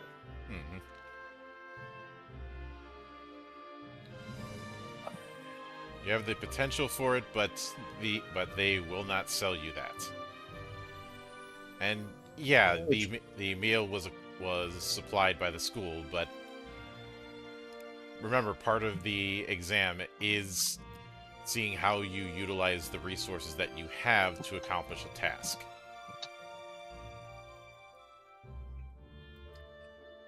Okay. Got it. One of the things we need to do is kind of tell each other what we can do so that we can better, like, strategize. Okay. Um, well, do you want to start? Yes, of course. I would love to start as soon as I can see my character.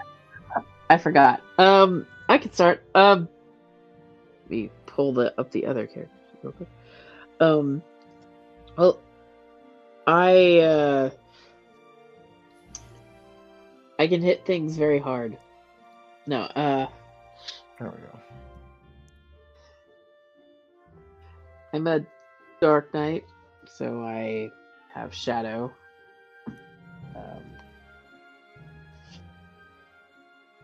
Make weapon attack, do things.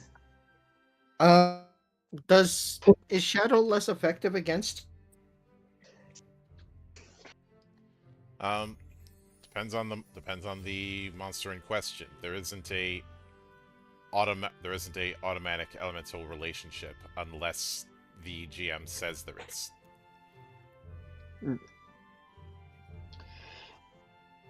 I'm also a magic knight, so like I'm pretty magical, but I also can get enraged and get really mad. And hit things hard. Understood. I just hit things hard. It's fine. I'm just gonna pat I'm gonna tap my axe, pat my axe. I'm waiting for the comment on it. Nice axe. Thank you. I like it myself. Okay. So I'm a chemist. And I can affect items so that they affect all of us or all of the enemy, as well as mix two items together to combine effects. I can also kind of draw energy from the land around us, but usually the energy from the land around us doesn't affect whatever enemies we're fighting that come from the land around us very well. Really depends on what we're fighting.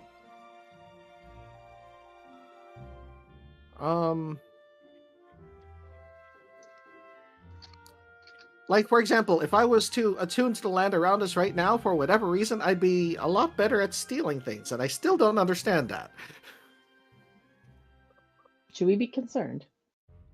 I don't know. It's a thing geomancers do. Like, attune one urban larceny. I don't understand. You do realize larceny is not just stealing. I know. I just had to make the joke. But yeah, I don't really have any spells per se, but I currently have a couple. I have a Fire Fang and a Gale Wind item on me, so they're only one use, but I burn a lot of things or blow them all. Grab some things for healing us, just in case. Okay.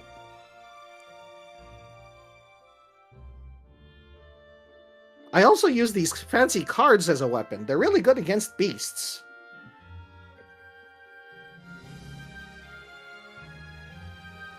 So hopefully we fight a lot of those. We'll just have to see once we get there.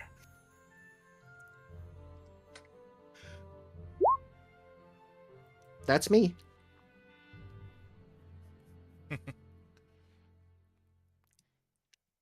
Above table, I'm just imagining Slee saying, "I am a mage. I cast the spells that makes the peoples fall down." God damn it. Ah! Bless you. Oh, I had to. I've actually been reading that again recently because I never finished it, so it's been kind of nice. Reading what? 8-bit 8-bit theater, which Ah, has its got it, own got it, got it. TTRPG now. Really? I did not know that. Fighter Doken! Anyway. Okay, back in character. Yeah, but I was trained to Back be in very. Yeah. Good. I was trained to be very sturdy. So I'll serve as the party's shield. Don't worry, none of you are getting touched while I stand. I'll make sure you stay standing. And I'll hit things very hard. But with that said, after your brief foray into doing some shopping, it doesn't take long before you find a few chocobos to rent, so that you can cover more ground a lot easier outside the city. Odd question. Where can I find a list of the items we could purchase? Because I have no idea where to find that. Equipment chapter in the main book, and under consumables. Understood. Have to remember where I put the book.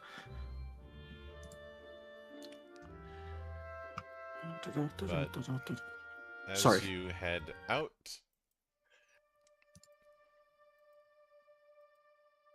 and have the whole of the immediate region to explore.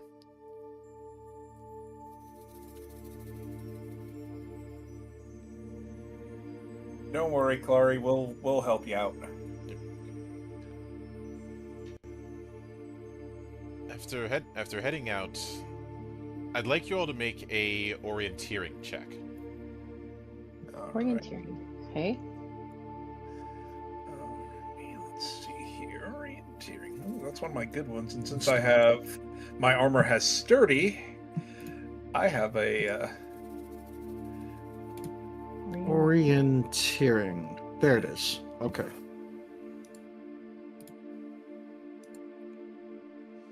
Okay. I rolled a 1. Trying to rolled a find it 16. on the actual. There it is. Orienteering.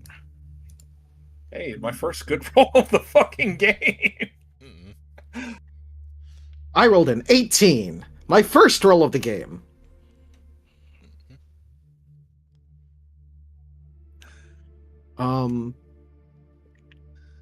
Oh, right. That's what I was looking for.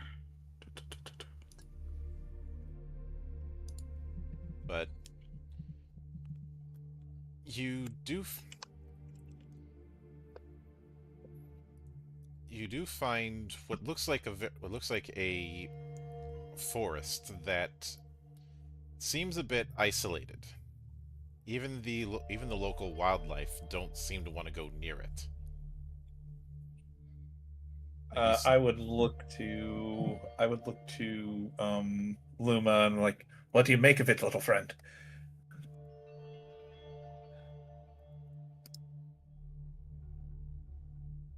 I'll let that slide. And then sorry, say it one more time. I was trying to pull up the item list.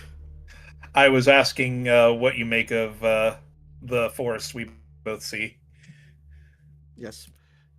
No, I was asking Mildra how the forest looked again, because I got distracted from trying to figure out where my copy of the game was, and I realized it was titled Core Game and not Legend Edition. The forest from your perspective looks like a very temperate kind of forest.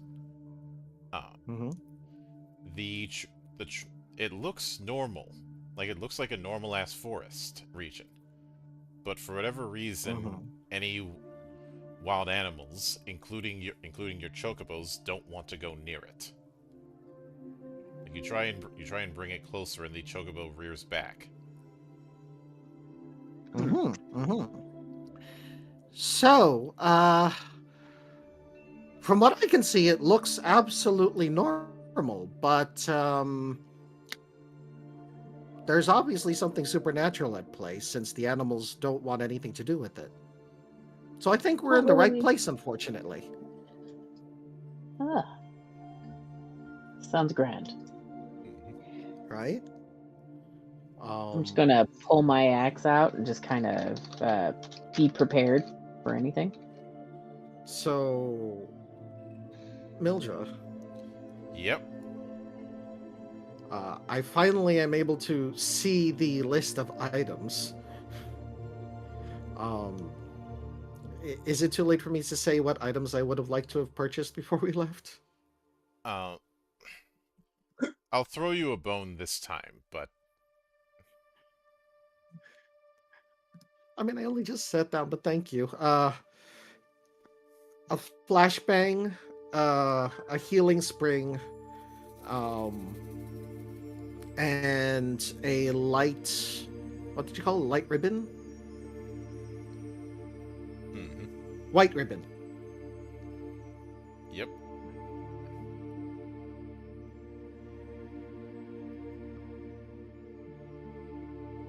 There you go. Thank you.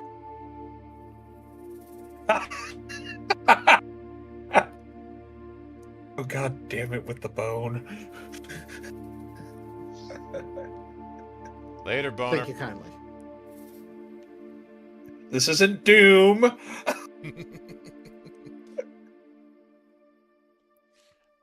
Note to self, write Doom module. I've already done that. Further note to self, Ish. write Plutonia module.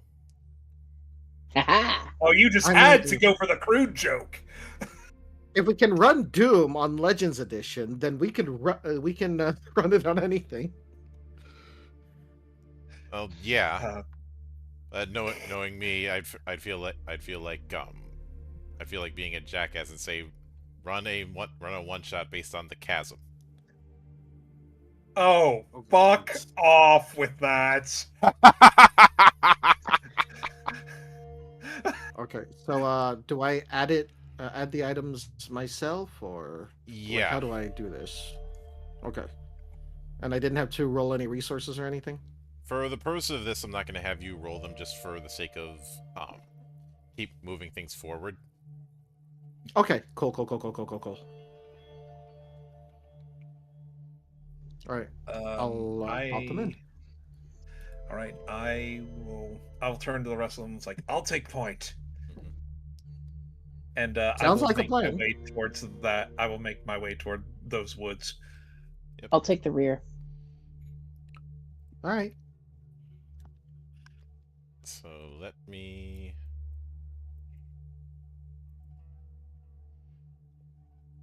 The forest, as you go into it, it looks like what you'd expect a forest to look like in the late fall, early winter area. There's certainly a lot of dead tree, a lot of withering going about.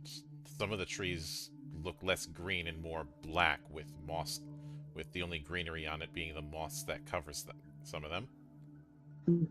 The ground is littered with leaves, which is very odd because the weather going outside of this forest was summer weather, like June-ish kind of weather. But inside this place, it feels like the kind of weather you would see in late September. Winter hasn't fully hit yet, but you are starting to see the signs of autumn. I kind of make sure that my my fur-lined coat is on good enough, and then I check on the others behind me. And yeah, it is a bit chilly. I'd say about 40 degrees.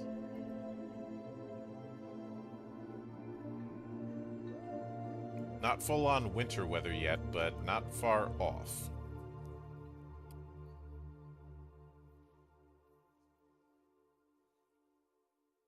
Understood. Yeah. You know, this reminds me when I was trying to find some elemental ice. I didn't like that at all. Been to the mountain, have you? Yeah, Not for very long. I don't blame you. It's pretty brutal up there, especially for someone like you. Wait, what's that supposed to mean? I'm just saying it's very harsh. Even for me. And I've trained up there for years. Ovar, you know that the mountain does not that has its own kind of sentience, and it does not like visitors. Mm-hmm. You do recall a story when you were very young of an army from a nation a long time ago thought that they would be able to just march on the mountain and assault the people who lived on it. They didn't even get that far because they disappeared due to a very bad case of sudden avalanches. I relay the story to Luma and the rest of them as we move. You know, it sounds more like they caught a case of sudden death. Well, the mountain is pretty harsh. And out of character, I will note this is the equivalent of trying to invade Finland in winter.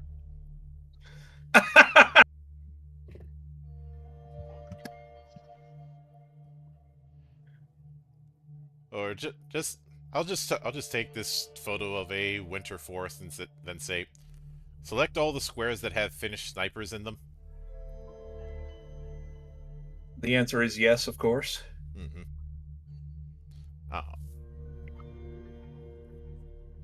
Or how many have soldiers high on meth? The answer is also yes. The answer might Good surprise Lord. you, except it doesn't. Look up the story of Imo Koivunen after the show. You'll see how insane it gets. Will do. Holy crap, that sounds entertaining. But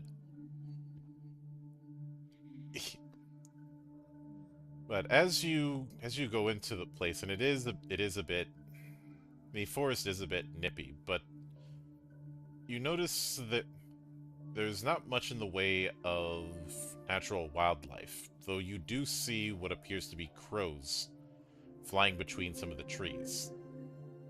The whole time, you can't help but shake the feeling that something is watching you.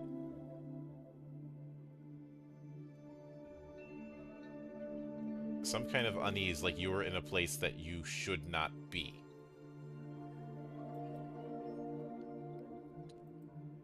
Yeah, we're definitely in the right place. I mean, you might be able to find some alchemical supplies here. Oh, yes, definitely. Except I'm waiting for things to look a little more nightmarish before I start collecting.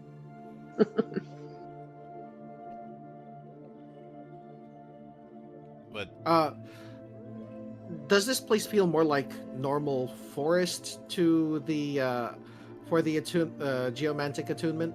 yes. Okay. But what is certainly odd about the forest is how silent it is. The only sound that you seem to hear is whenever any of you are speaking, or the leaves and branches underfoot just from walking.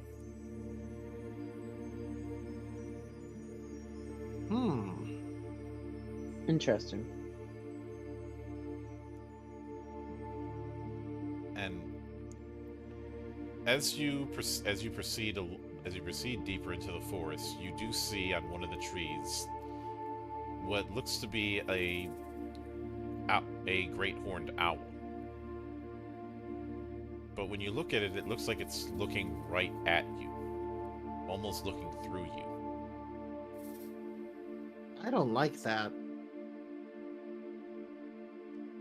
The owl looks at you, tilts its head, and then takes off.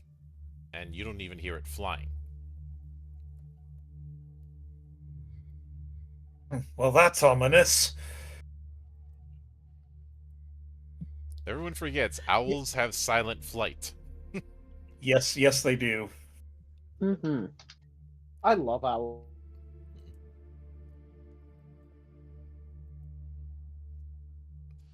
I like owls, but I have a bias towards birds of prey because, being visiting the Raptor Center a few times. Is You a know, I deer like the Birds of Prey too. It was a great comic run.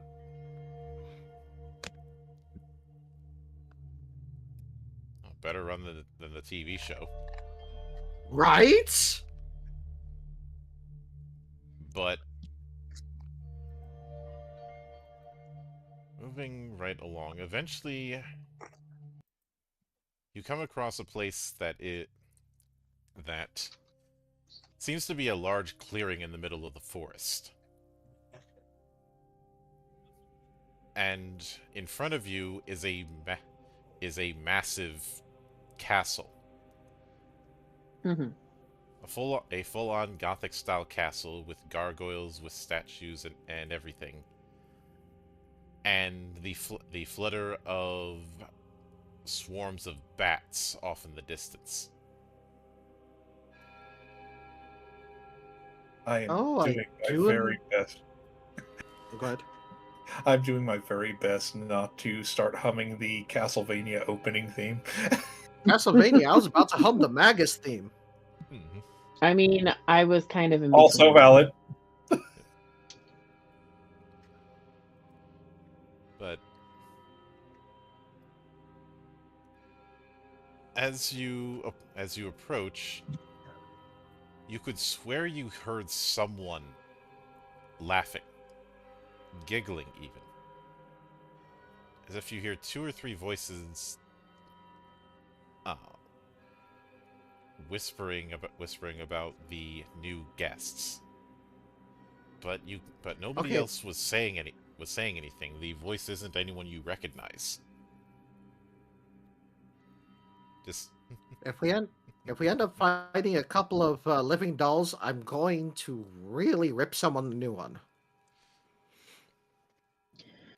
It'll be fine. I steal It'll be myself. fine.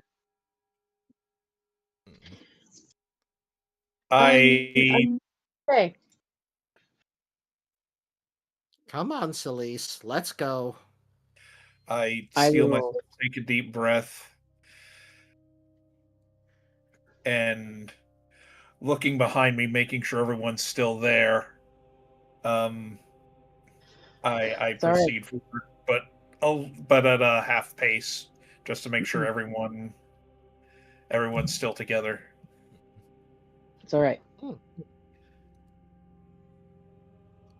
You know, I'm gonna say that our axe-wielding friend should take up the rear just in case anything tries to attack us, and then both mages will be in the middle. Mm-hmm. That's where I was. I thought that's where I was. I was definitely not in. I was definitely staring at. I mean, taking the rear. It's fine. It's fine. Slow turn. As you approach, Well, staring at yours. You immediately hear a voice say, "Welcome, dear guests. The master of the house requests your presence." As you turn to the side and you see a well-dressed but bald Hume, who's just standing there as if he was there the whole time. Thank you. What do we call you, Mr. Butler person? I'm definitely got my axe out right now. Oh, I am merely the herald of this place. I do hope to see you in the castle proper, he says as he bows, and you immediately see his whole body seem to fade into shadow. You know, I kind of like Harold. Harold seems like a nice guy. I don't trust him. Don't trust anything seems- here. I'm just going to do something incredibly stupid, and I'm going to try to geomantically attune to this place.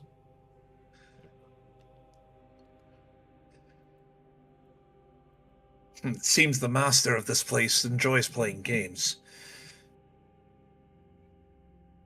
So, Luma is going to concentrate and try to attune to the place. Mm-hmm. The This environment is going to count as snow for the purposes of geomancy. Oh, fun. Okay, cool. But as you approach, you see the massive gates that would normally be closed, but they're already open, as if the mansion itself is welcoming you. It looks like they're not short on hospitality. Don't like it. No. Well, And you hear someone whisper, "Welcome to the palace. Please come inside." And it's a whole different voice saying it this time. Once again, Just I gonna- steel myself and proceed forward. I'm clutching my axe very tightly, and I am just I'm not necessarily scared, but I am a little unnerved. Luma's going to reach up and take Celise's hand and lead her in. Which It'll be fine. We're here together. The shortest party member leading the tallest party member by the hand is such an adorable image. I thought I was the tallest one. It was Azela. Male. Viera tend to be around there. Oh yeah, I At know least they the do, but like Mm-mm. I definitely know that, but But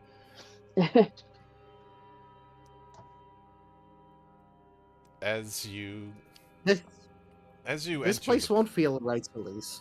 Sorry. as you enter the place, you do find yourself in a very nice main hall, which the castle itself looks like a perfectly normal castle, but you can't help but shake the feeling that something is not right.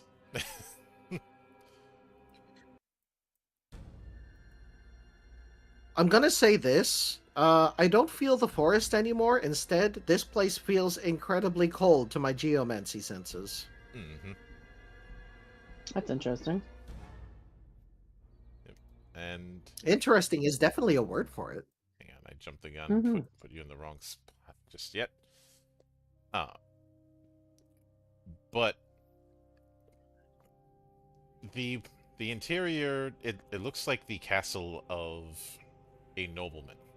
The classic kind of nobleman's castle that you might have seen in real-world Eastern Europe.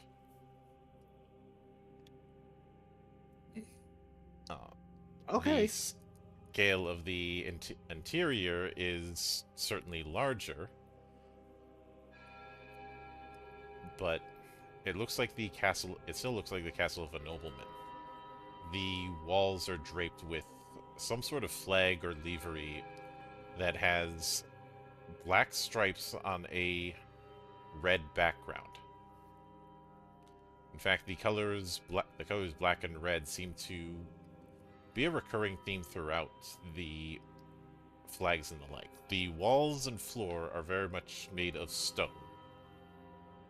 You do see some of the same black trees you saw in the forest surrounding the place. I really have to ask. Go for it, Joe. Go ahead, Sig. After you. I was just looking at the drapery on the wall. Do I recognize any of the symbols?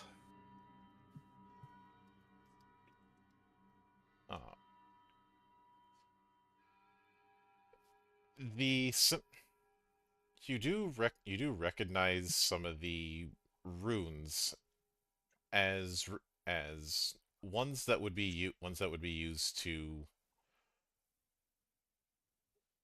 ward off devils in certain rituals, or in some cases, ones that would request an audience with devils. You do know that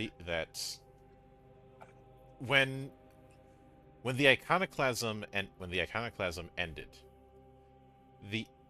the servants who had sided with the gods were lost, not having the direction of their creators.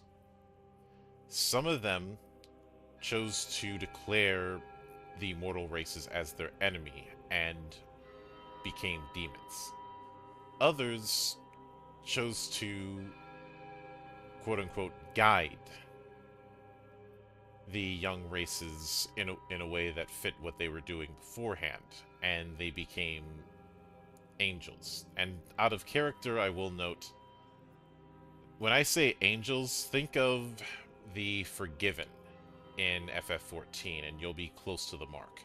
Mm-hmm. Okay. Like, just because they're angels does not mean they are nice. One is associated with a primal order, the other a primal chaos.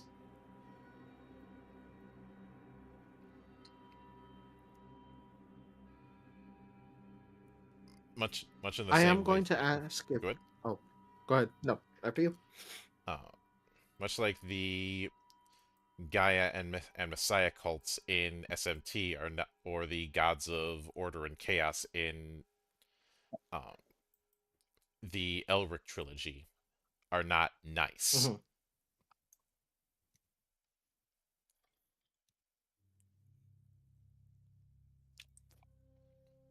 All I was gonna ask is if Luma recognize what these black plants are, like if there are any there that they have, or if there's something that they have. They are a type of plant that seems to grow normally. What they are is a mutation of normal plant life. Yep, definitely going to ask the master of the place if I'd be allowed to take. Mutations are always intriguing to study. Aside from the elephants in the room, which is that the plants are black, not dark, not grayish. Capital B, black. Oh, that's a thing. They're matches the decor plants. well. You know, I wonder if they actually changed the color to make them match the decor. You don't sense any paint or anything like that on the plants. Oh, I don't expect to. Mm-hmm.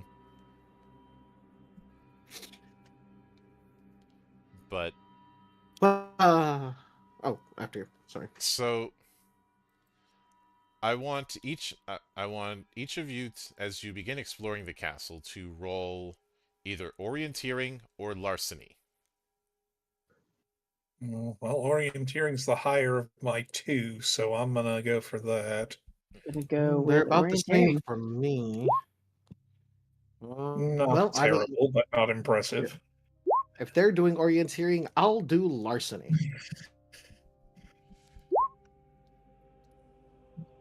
Ha-ha! Okay, I can talk now. How do I roll for that? On your sheet, Clary, you'll go down to where it says skills, open that, and then you'll see individual rolls for each of the different skills. Okay, I got the sheet open to see it, but how do I roll for it in the... Are you looking at the sheet in Roll20? Okay, hold on. So in Roll20, if you click on the book at the top right, you'll see your character's name at the bottom of that list. Okay, got that. Okay, I'll just click on it. Yep. Okay. And we're doing either larceny or orienteering. Okay. I'm gonna go for orienteering. Nope, sounds good. I only did larceny because both of them had the same number for me. So Okay. nice. Okay. Just going from top to bottom. So, Ovar with orienteering, do you have that as trained, origin, or untrained? It is origin. All right. So let's see. You rolled a 12. Okay, so that's one. So, Torgun, do you have it as trained, origin, or untrained? For orienteering is trained.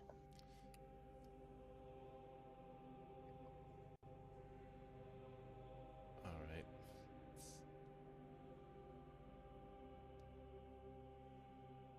Okay, so that's one. So, Luma, do you have larceny as trained, untrained, or origin? Trained, my good sir.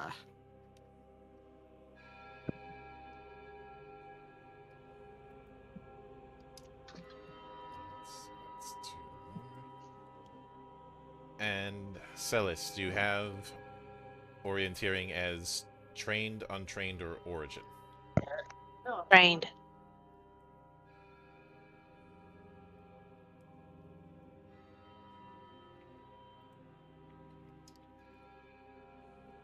Let me see. Did anyone?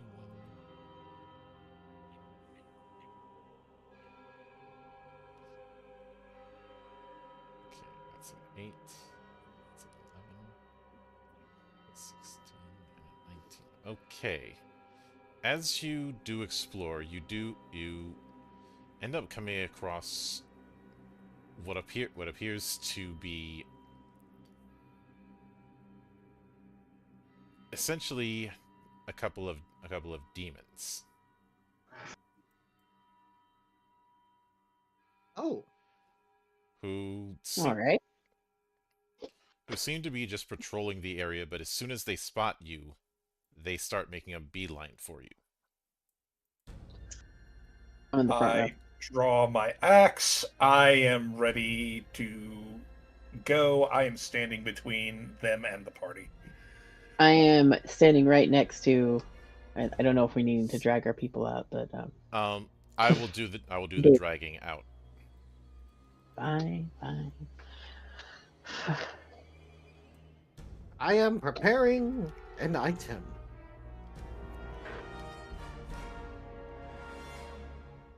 Mildred, are you doing the warrior step up damage, or are you doing it not? I'm not. Okay. I'm doing standard. I'm doing the progression from before that. Okay.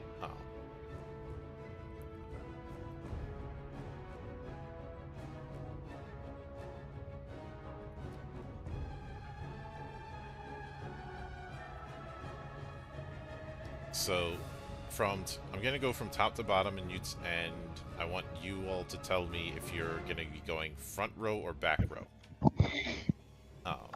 So, Celis?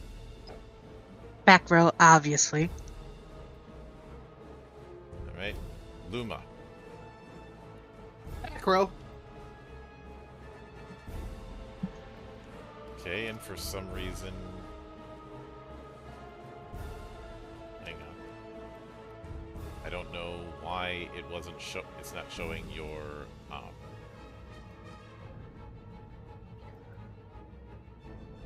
Hmm?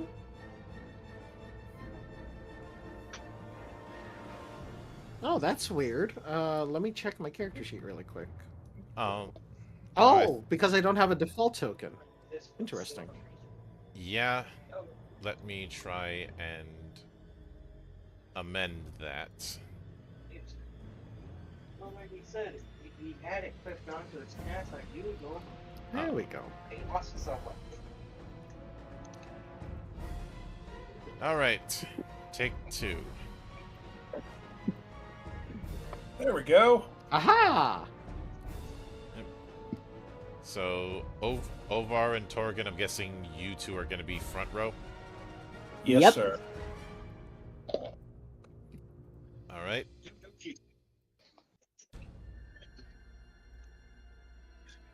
So I am going to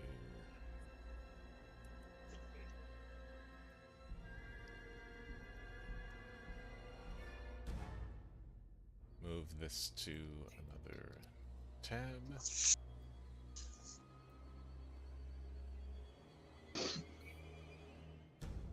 And hopefully that will load shortly.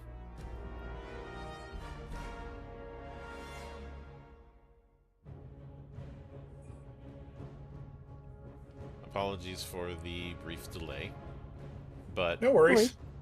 It's fine.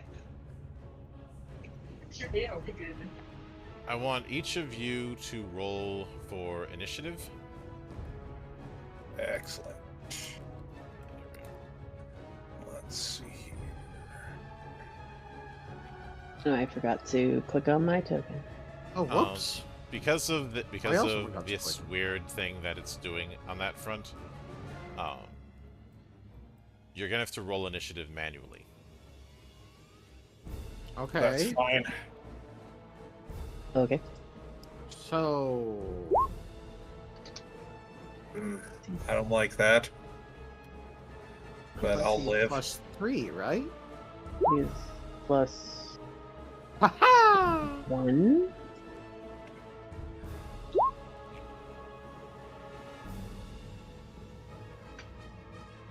This is plus 2. Is there anything I have with it? Oh yeah, I had to roll it twice anyway, so. No, never mind. Not that one. I was thinking. Wait, is it +3? Did I do that correctly? The initiative button has some issues. Okay, so initiative is the D20 plus. It should be D20 plus agility. Oh, Okay, so that's a so 21. Terribly sorry. Yeah, so D20 plus agility. That's an 8. Ugh. That's what I get for being a tank.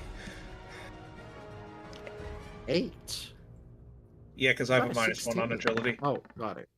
Oh, sorry. No, I rolled a 9, so that one's an 8. Got it. So Got it. they get 21 and 12 respectively.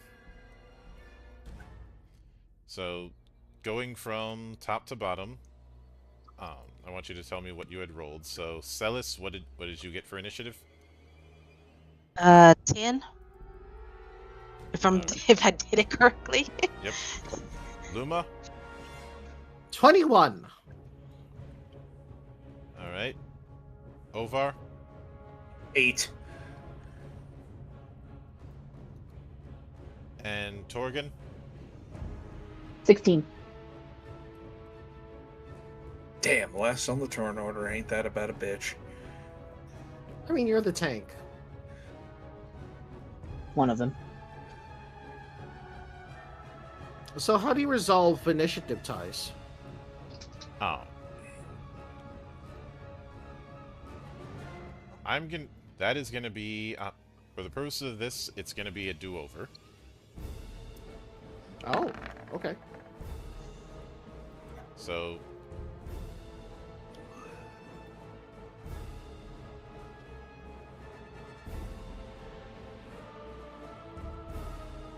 Oh, I see what you did. Yep. First, baby! Yep, so you are... So... Luma, you are going first. So what do you got? I have a very important question. Are they in a row?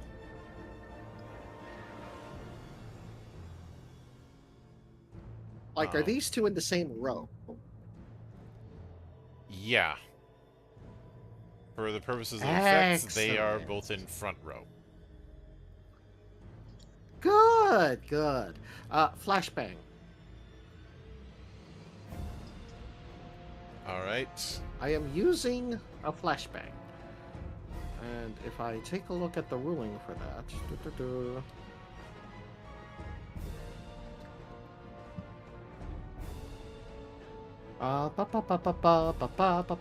Flashbang. That is Inflicts that blind is- and stun. Yep, that is going to count as a consumable as attack, so you're going to be rolling PCM Yep. targeting physical defense. PCM physical. Okay. So PCM is physical. PCM physical attack, you said? Yep. No, PCM ability, right? So Mhm. that's my vigor. Yeah. So 1d. And then I have to double check what chemist tells me because when I use an item. Come on. Core abilities. It was right here. Job abilities. There you are.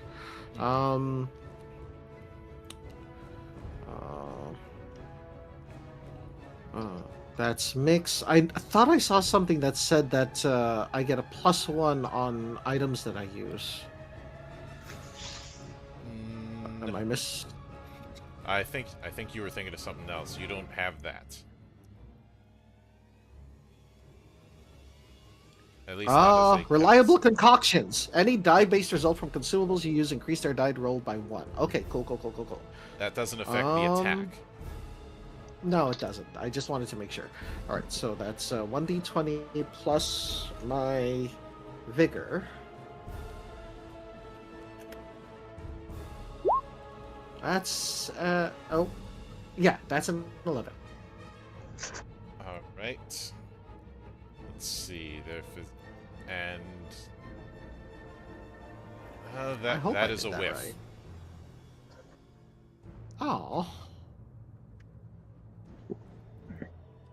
And now it is their turn. At least the top one. And that demon is readying his sword and is going to be attacking Ovar. Ovar, are you going to be doing a reaction? What? I mean, the only reaction I have is cover, and that would be using something else. Let's see what it's... Oh. Remember, everybody has the basics. As a reaction, you may redirect a single target to affect yourself. I'm not talking about Paladin. Remember, everybody has the basic reactions. Mm-hmm. That is right. Oh, right. I'm going to make an attempt to parry. All right, you're rolling attack, and so am I. Okay, let me go ahead and. Oh. 8. Nope, that's not going to do anything.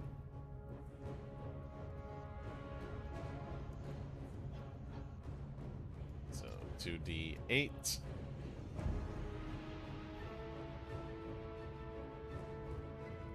Actually, let me... My axe has Bane Demon. Would that do anything?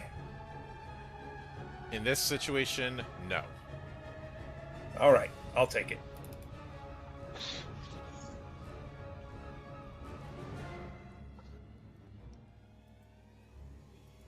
So that is going to be 1d8 damage.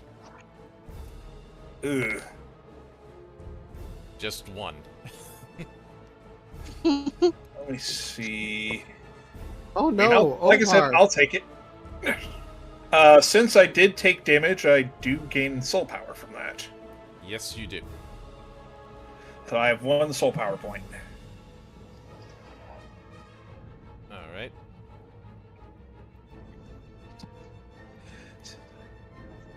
And Torgen, it's your turn. Well, I'm gonna start out this with a rage as my action. All right. So I'm going to weapon is now D12. I have temporary HP equal to physical combat modifier times 1, so physical combat modifier. And I can't dodge. I think that's the only thing I can do right now. Yep. So what is your PCM? It is 3 according to this, but like I think it's 3. Hold on. Say, yeah, it's 3 according to this. I also didn't have a racial selected for the stat mod though, which was like, okay. But yeah, it's 3. Yep. So now for the second demon, who is going to be swinging at you with his sword. So Torkin, are you going to try and parry? Yeah, I'll try to parry. All right. Roll it. So that's the D12 plus 3 Mm-hmm. now because of rating. Okay. And 15. Or no, wrong one. My bad. I hit the wrong button. My bad. There you go. It's a 21.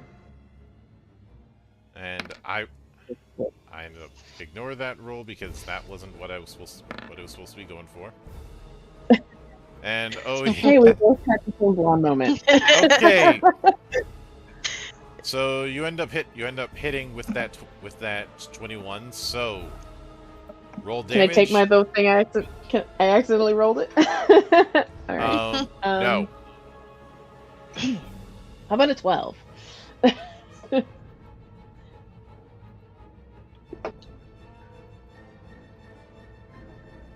So hold on a second.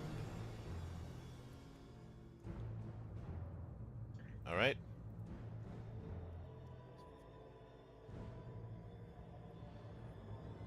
Although, in reality, it is -4 because Dark Knight doing Dark Knights always do shadow damage. Yeah, my next thing is to do something with my magic knight thing and change it to holy. Don't worry. So, Celise, you are up.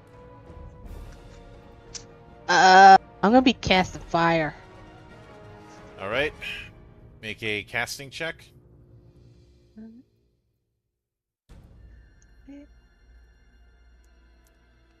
All right, 7. So that passes. Who's getting hit with fire? Well, from my screen, the one on the top. All right. So roll the magic attack.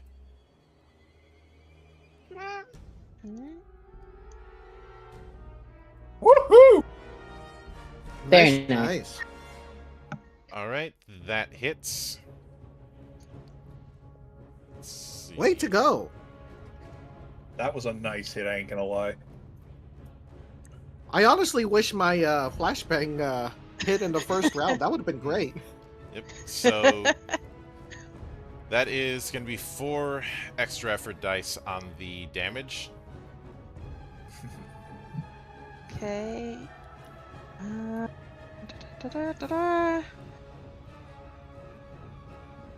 Okay, how do I calculate that? D4. It's 4. It's Okay. normal damage plus 4d4. All right. Positive bonus.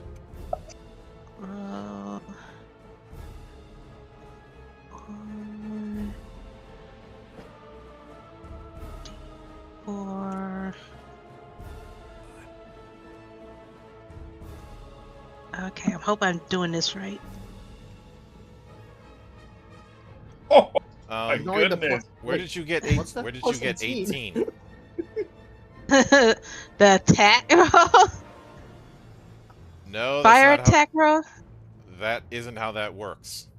Okay. You're doing 1d8 plus 4d4 in fire damage.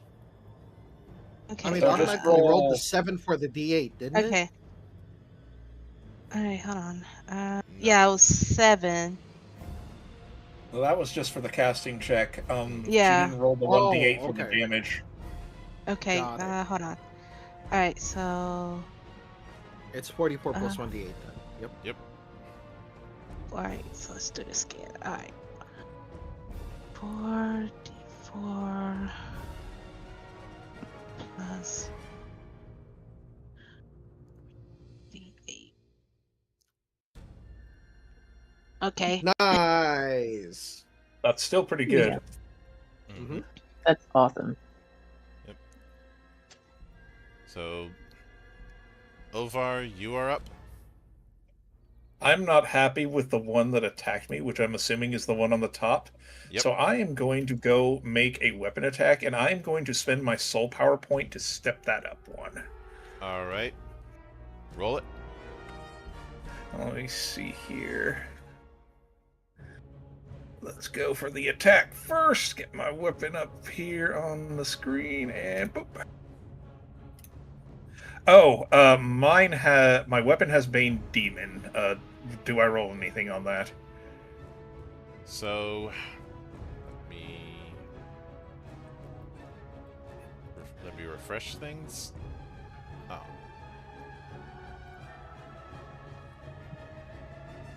So, since you have Bane simply means that if you roll a natural 15 or higher, you automatically hit. Okay. So let's go for it, folks. Oh! That's Yeah, definitely higher buddy! than a 15. Mm-hmm. I think he did the thing. And the best part is, because I am a paladin, my weapon attacks count as holy. Yep. I have a Let me paladin see and a here. dark knight. My goodness. Mm-hmm. I'm the Yeah. Dark Knight. He's the paladin. He's got means- some. He's the guardian. So that's Aside from 2d8 the- plus 3. So, your extra effort threshold, I believe, is 5 for the purposes of that weapon, I believe. Let me see. I thought it was 4 because this is a dueling weapon. Yeah, it is 4. I was thinking you had a great weapon for some reason. I don't know why. No worries. Mm, No worries. But I mean, it may not be great, but it's pretty darn good.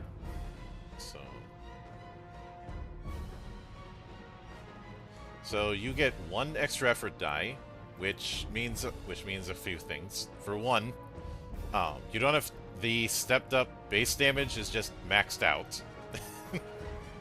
So that's 16 right off the gate. And this also means you inflict one bleeding. Oh, right, because my weapon is wounding. Yep. Awesome. So 1 extra effort die plus 16 plus 3. Damn. Maximum effort. boom.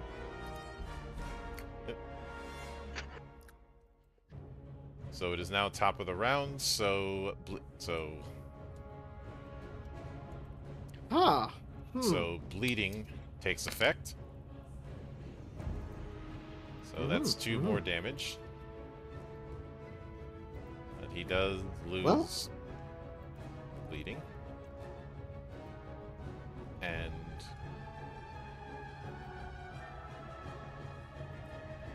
Berserk is adding by 1.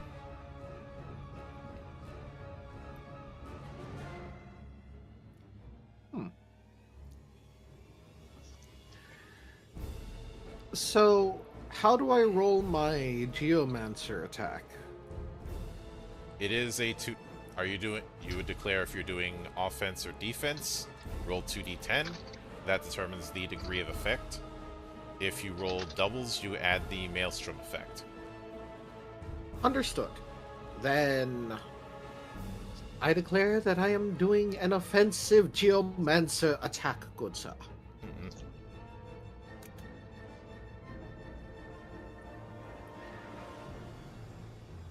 So you rolled a 11, Behold the duality of man. which means this is going to be a 3rd rank effect for Snow. Oh. So that is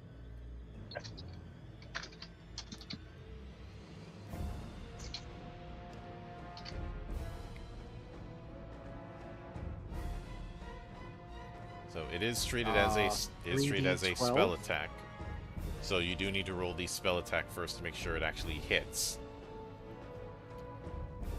Of course. Spell attack is magical attack. Yep.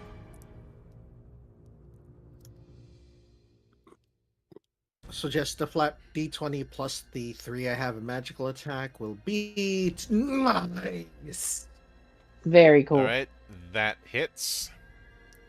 Why couldn't have you rolled like that for the flashbang? So let's see. 3d12, I think I saw. So it is going to be it is going to be 1d12 with 5d4.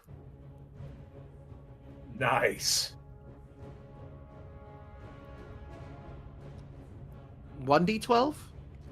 1d12 plus 5d4. Okay, because I thought you said third rank. Okay. So 1d12 plus 5d4.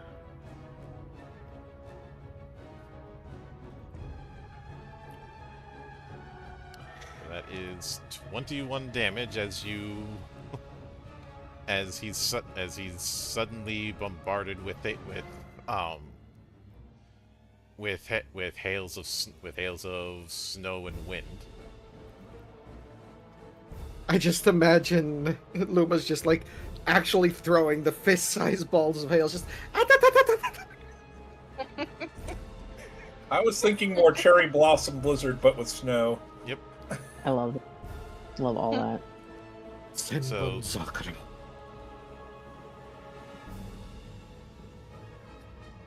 I don't think I can do anything else on my turn, so yeah. Mhm. So the demon that you had hit is going to try and take its shot at Torgan. Yes. Am I able to use my reaction to cover Torgan? Yes. I will do so. All right. So Ovar is getting hit instead. Thank you, friend. Get down, Mr. President!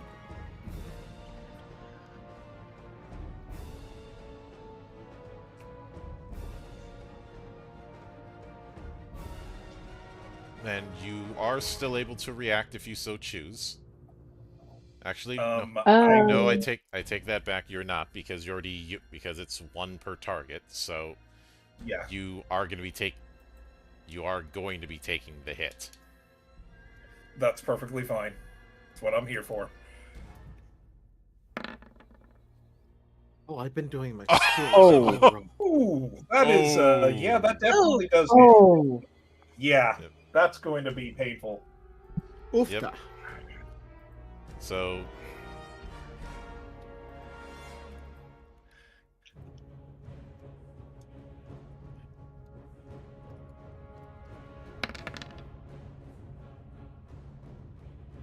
$11 damage.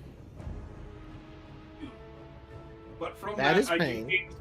I do gain soul power, so Yep. I have one soul power point again.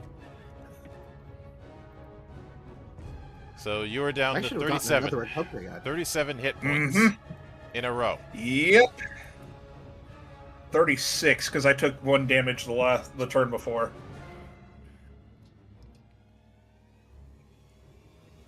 All right. So Torgan, Okay. it is now your turn. Well, first thing I'm gonna do is I'm going to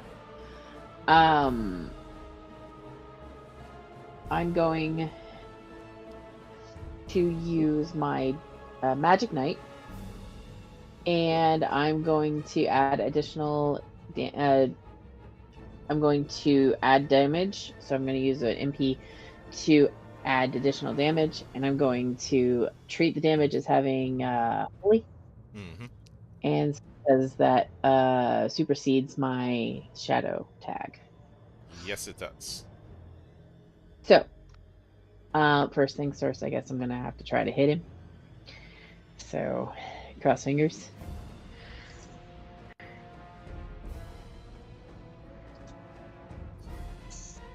Think that hit him? Low nurse.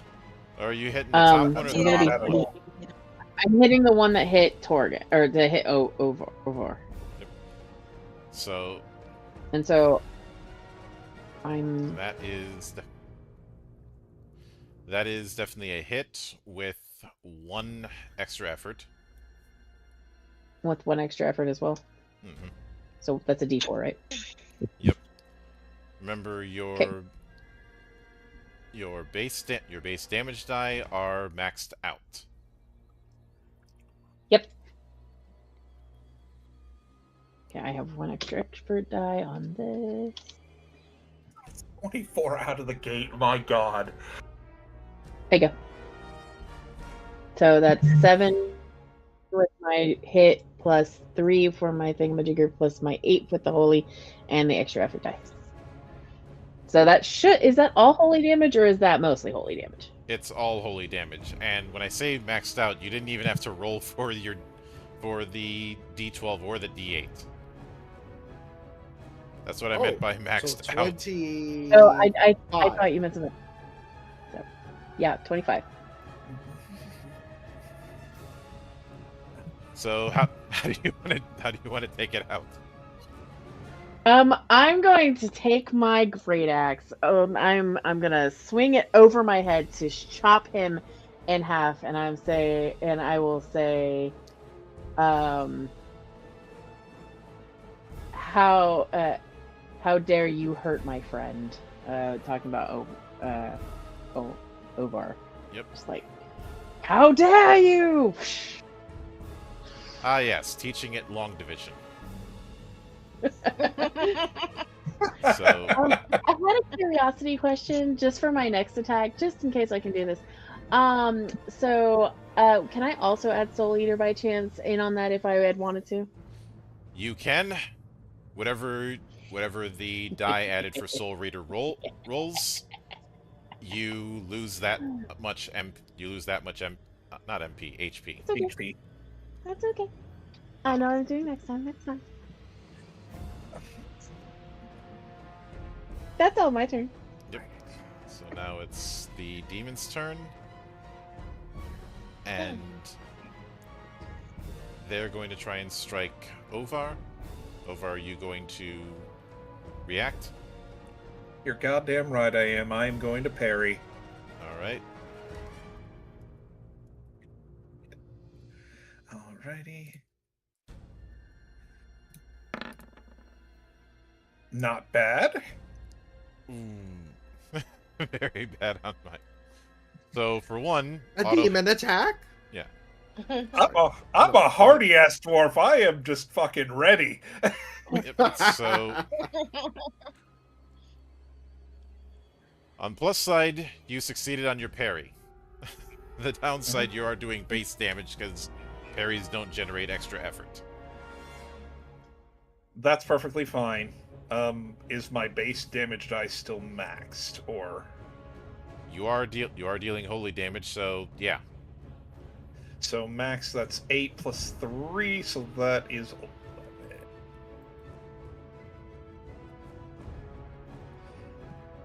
Yeah, that's just 11. I don't even think I have to roll that. Mm-hmm. Yep. So next is Celise. I'm gonna do what I did last time. Cast fire and hope for the best. All right. Oh. Casting. Burn, demon, burn. Oh, ignore that second one. All right. That hits. So make the Okay. attack. Alright. Attack. Alright, that's the attack roll. Let me scroll back up here. Hold on. I gotta remember what I did. So 4. Okay. 4d4 plus 8. 1d8. Okay. One more D4. One more d4. Mm-hmm. Okay. Hey, you Because maxed Mildred has out to 3 of those. Holy crap. Wow. Mhm. so Mildred has to tell you how many effort dice you're rolling. That's what the D4s are. Okay. That's So- 21 fire damage, which is the same amount as her attack roll. Yep. That's glorious. As you throw fire at it, and All I gotta say is this. Oh, for fuck's sake. No. Bravo. Bravo. Love it. Bravo. Oh, Bravo. so Ovar, you are up. I'm going to go for a weapon attack on the demon, and I am spending my soul power point that I have to step up the damage once again. All right. And I'm going to attempt at a. He is going to attempt at a parry. Oh, oh my. Holy shit! I am pissed. So, I mean, it doesn't beat what Ovar rolled, but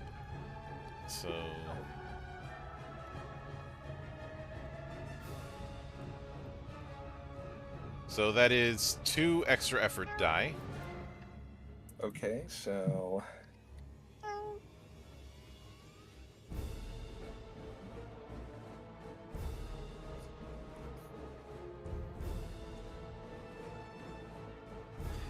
dang, 2 opposite extremes. Failed on one, maxed on the other. I mean, you didn't fail. You're still doing that as damage. Mhm. Just got a 1 on one end and a 4 on the other. Behold the duality of man. And since you managed to get 1 extra effort on it, that means it is going to be inflicted with bleeding. And since it is now the top of the round, it loses that bleeding. And takes 2 more damage.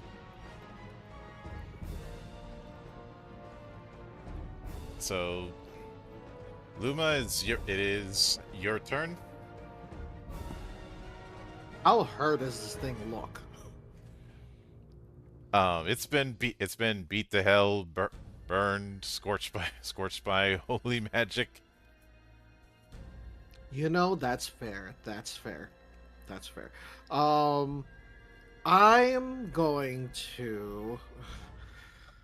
Why did I only get the single healing item? I'm going to. Let's go for consistent damage. I'm gonna throw my materia cards at it. I have no idea what Magnum does, but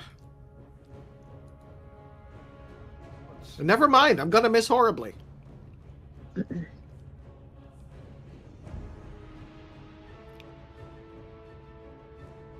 And for the record, Magnum just gives your weapon damage spiking 2. Damage spiking is basically armor pierce. It Okay. cancels out damage reduction.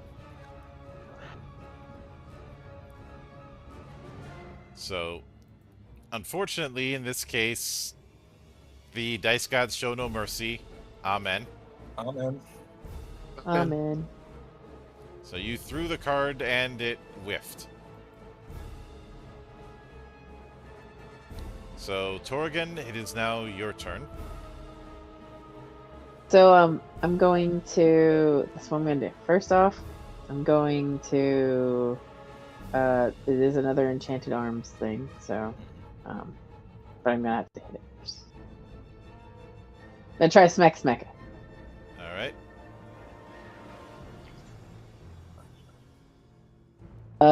That is a crit. So Oh my first off, goodness. that is my I want to make sure that it is holy, so I'm doing enchanted arms. So that's a plus D. That's a D8. Yep. And while I'm fairly certain that might kill it, I do want to add an additional D12 to it of Soul Eater, just because I can. Yep. Going for the overkill, I see. So Oh yeah. because Oh, so of the that's way, in- because of now on the downside of this, because of the way Soul Eater works, and the fact that it's straight up damage die, which would be holy and thus maximized, because this has DVX, you are taking 12 damage. That's fine. Uh, So it's hold on. This is 12 plus 3 plus 8, and then how many of the other things? Oh, and plus 12. let me that's let me my calculate extra effort. So you rolled 24 versus.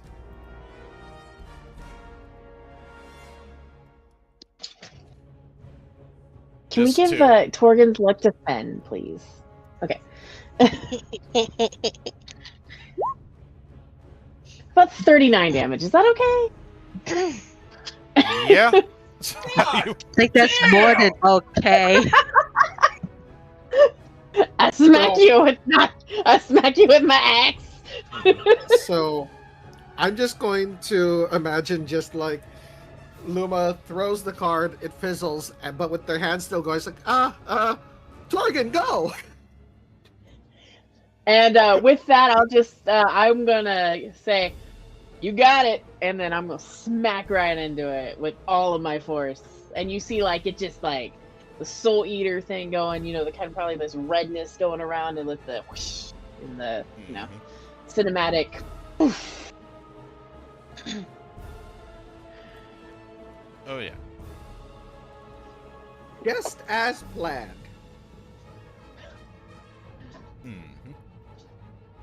And I'm gonna like turn around and just like give like a knowing, but like not a flirty, but like a knowing wink. Whenever I hear just as planned. Yep. So it is now time for treasure. Nice. That is what you are. So this is how much stake you will each get. 16. Nice. Okay. Okay. It's not bad at all. Love that. Okay. Where do we note that? So it will be in your resources tab on your sheet under stake. Steak sounds good. Resources. Steak. It's in the Roll20 sheet, just so we're clear. Okay. Got it. Oh, found it.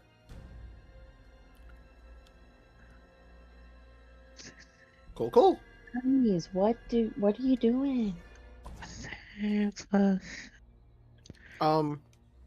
Mildra, I have a very important question. Shoot. How does this work?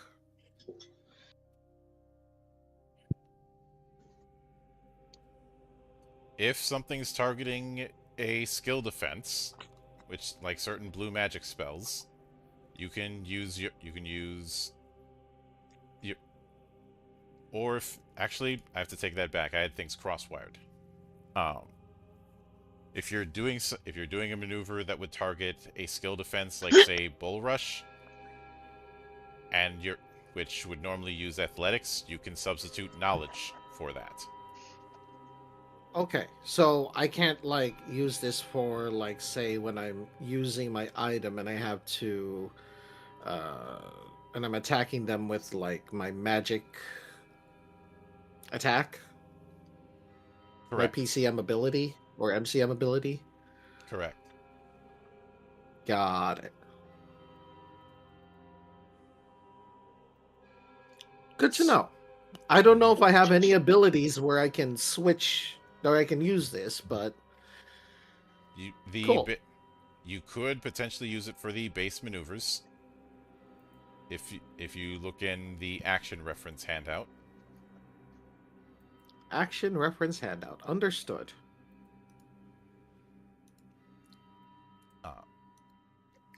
But with that said, as you continue your exploration of the castle, and it seems the corridors lead to more corridors, giving you the sense that the castle is as much of a living thing as the demons within it.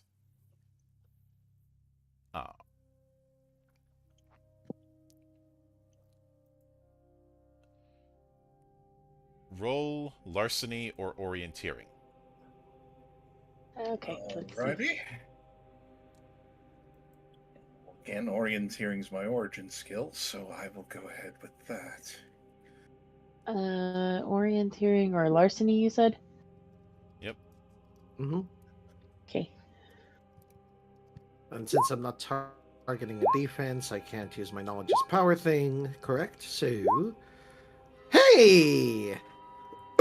At least with this kind of stuff, I roll high. So,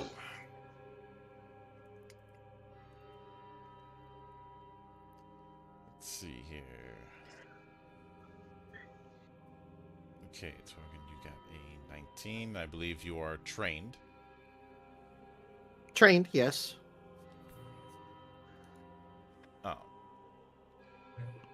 Torgan? Yes, Believe I you am are trained. Alright. So... Okay, so that's 2. And... Ovar, I believe you have it as origin. Correct.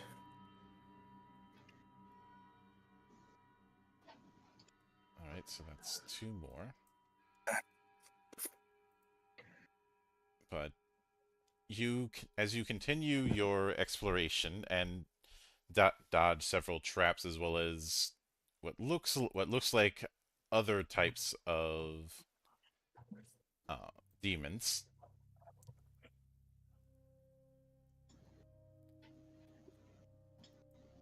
and you eventually come across what looks to be some sort of throne room. And sitting on it is another demon. As he approaches, or as you approach him, you feel a almost invisible wave of force hitting you. I cross my arms in front of me. As it seems that he is launching some sort of wave of mental force towards you. He's saying, so you all are the ones who are courageous enough to accept my invitation. But have you the willpower to resist me? Let's find out. You say as he says this, you feel a sharp pain in your heads, as if he's attacking you mentally. Ow. And It's not very nice. It really isn't.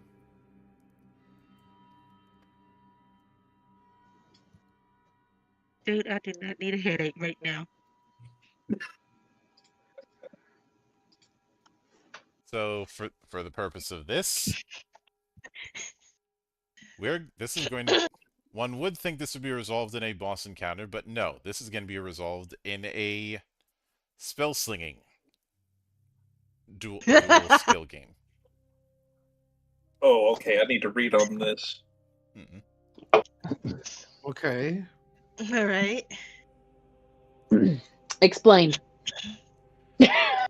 Yes. That's my character. That was my character speaking. So Puts down the drink. Explain. No, hold on. I got a sticker for that and posted in Yep. Discord. Hold on. So All right, there. Oh, I found it. Yep. Dueling is as mentioned, is a skill game. For the purposes of skill games, each of you is going to make a skill roll, and try and break a certain target number. Uh-huh. For the purposes of this, that target number is going to be 15. For each of you that passes, you will gain 1 point, and you can use those points to be able to perform actions. Okay. Since this is dueling, you can either perform offensive actions if you use the offensive skill, or defensive actions if you take the defensive skill. The amount of tokens you use is a collection. It's not a case where you each get a certain number of tokens. The tokens are shared. Each action costs a certain number of tokens, and you guys have to decide which ones you're going with, and I will be doing the same. Now, is this going to be a flat D20 roll, or are we rolling based off a certain skill? If you're taking the offensive route, you're rolling presence. If you're taking the defensive route, you're rolling misdirection. Yeah. All right.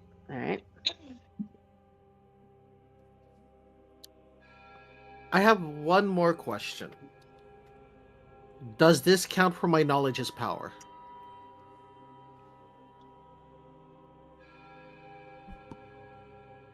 No, because you're not targeting a defense. Okay, cool. Oh, you said this was spell slinging? Yep.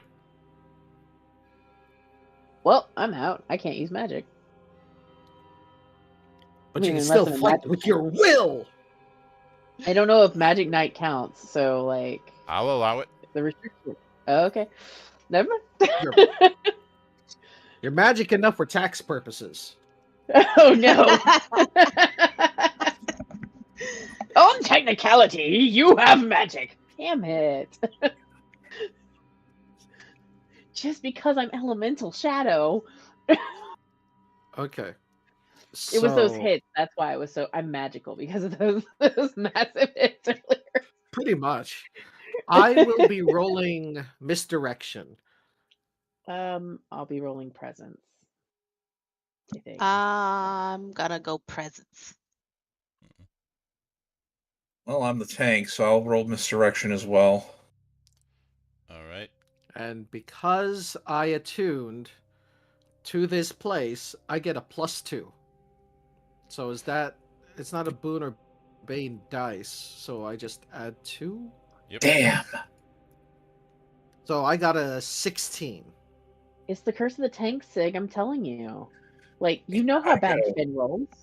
All right, I'm going top to bottom. You tell me what you rolled. Because it did show the results out of order. So, Celis, what did you roll? 19. All right. Luma? 16.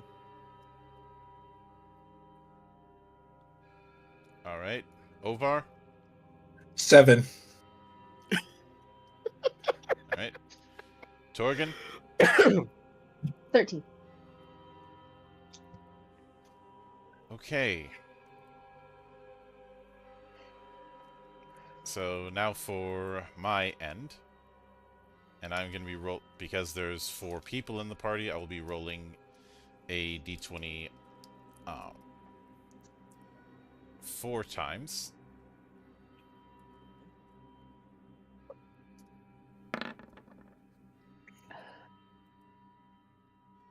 Okay, that's 1. That's 2. Oof. That's 3. God damn it! That's 4. God damn it.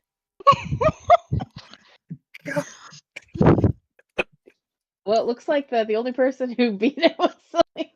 So that means you guys have 2 tokens for actions, and I have 2 tokens. Oh.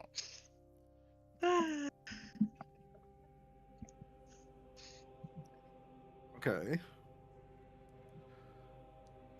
What do we want to do, team? We want to attack and defend? Like, I don't know how many tokens it'll cost to do either.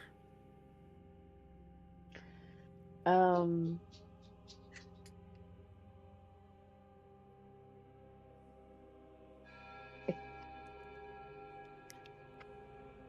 I think. Hmm.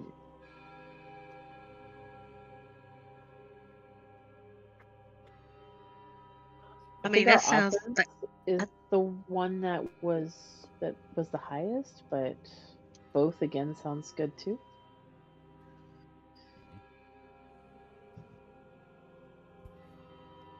Okay, hold on. A couple of people were talking at the same time. Celis, what's your vote? What would you like to do with our tokens? Attack and defend? Just attack or just defend? I'm gonna probably say one of each, attack and defend. Okay. Mildred, how much is it? Like, what does one token get us? So if you went with the offensive skill, you get one hit. You get one hit. If you went with the defensive skill, you negate one hit. I got 2 hits. So okay. So I rolled defensive, Celis rolled offensive. That was how we got that's how we beat it. So that means we have one offensive token and one defensive token? Or it means we can use them for whatever. You can use them for either. It's just if you rolled offense, you can't declare a defensive action. Got it. So we are doing one offense, one defense then. Well, you can't do Cool. both because you only have 2 tokens you guys generated. Oh. Okay. Well, if you want to do any So you can negate one. You can. okay. That's I the think I case. understand. Oh, That's I the think I case. I would understand. say why don't we go on the offense for right now? Yeah. We Not take 2 offense. hits. Not offense. The defense. Defense. That's what I meant. Okay, so we only take 1 hit then. Mm-hmm. Sig, what do you say? I say we go all out. I say Use we it go to attack? offensive. Yep. Okay, so that's 2 for attack. You want to defend. I mean, I Tanks think wants to go all out. Let's go all out. let's go all out then. Joe, you can take the precision option, which will count for that feat. Yes. Precision option, go on. That will be an acrobatics roll versus skill defense because of knowledge is power. You can substitute that with knowledge. Are you telling me I can rider kick this guy?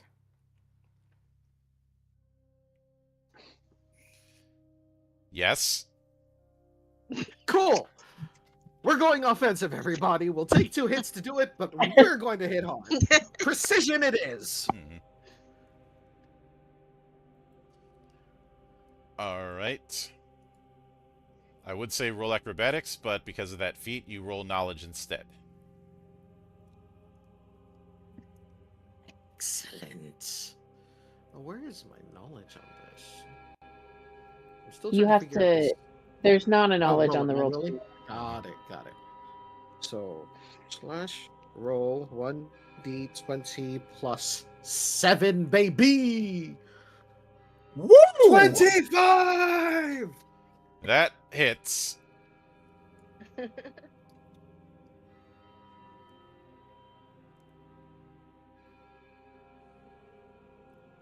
Which,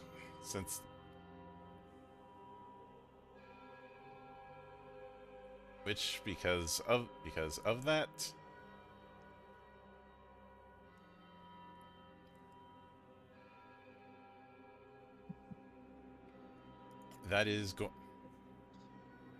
that means because you rolled defensively, you negated one hit, and because of precision, you negated another, which means you have a total of one hit. The total score on it is 1-0. So we hit him for one? Yes. Nice. So because of that, the target has to make a mind roll.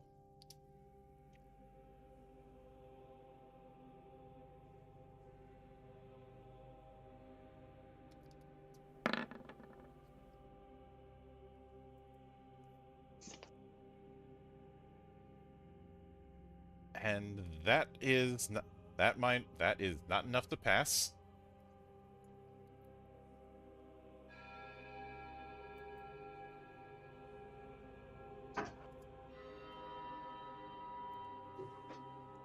DNC and Sensia. Knowledge is power. Jeez, there's a deep cut. Ouch. I'm sorry, that's the only phrase I can think of whenever I see that feat. But as you are able to resist it, you see that the demon does step off of the chair, and just as it looks like it's ready to strike you, you see what appears to be tendrils made of shadow, piercing its chest as well as cutting off its wings. That's pretty metal. As if just before it was about to hit you, it got backstabbed and de-winged from what seems to be whip-like blades of shadow emerging from, well, the shadows in the room. Do you want a potion? Do not give that a potion. Hey, bad guy, you want a senzu bean? But as the demon appears to just burn up in what looks like blue flame, you feel a very strong presence, a presence of dread, of fear, like you're in the presence of something massive, but you can't tell what it is because the throne room here is empty.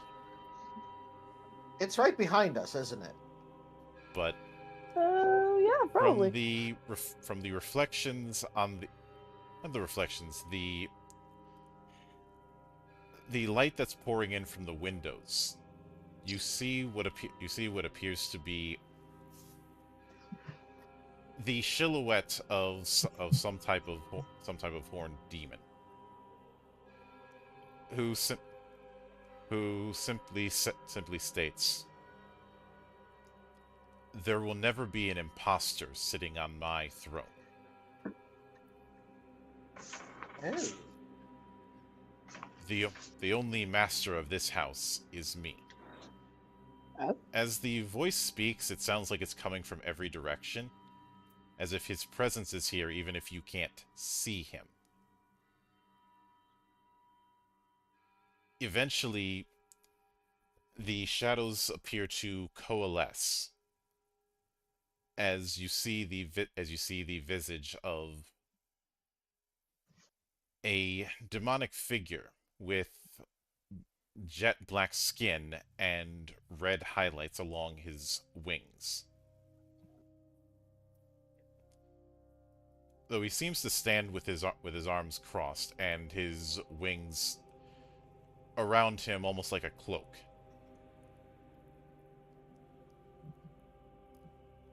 At which point you see him as if he's just studying you, stating, I suppose you have proven yourselves adequate. He says as he seems to fling something from his tail. And as Torgan catches it, you see what it looks like a large medallion made of some sort of black material. Like it was a coin carved out of obsidian very roughly. Huh? But on the coin, you see the same visage of the demon in front of you.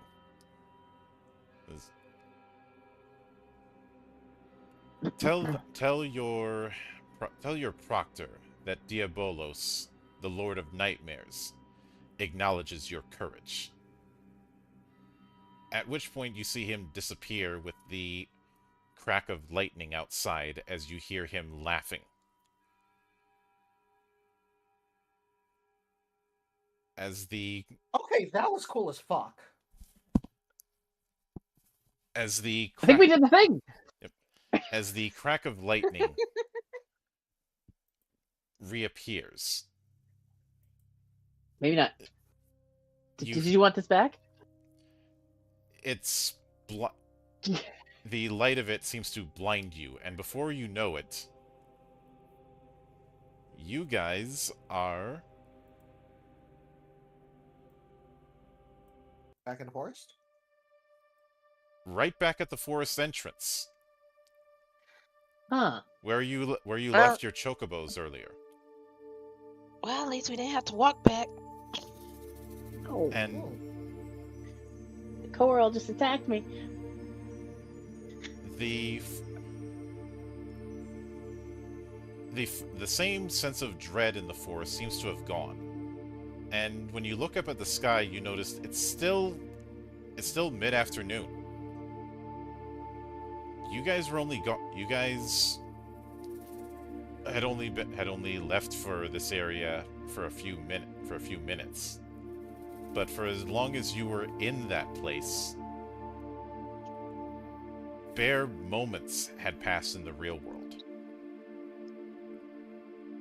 We still have the medal, right? Yes. Yes. I have the thing. Okay. Right Even here. though you spent several hours in the palace, only a few minutes have passed by in the real world.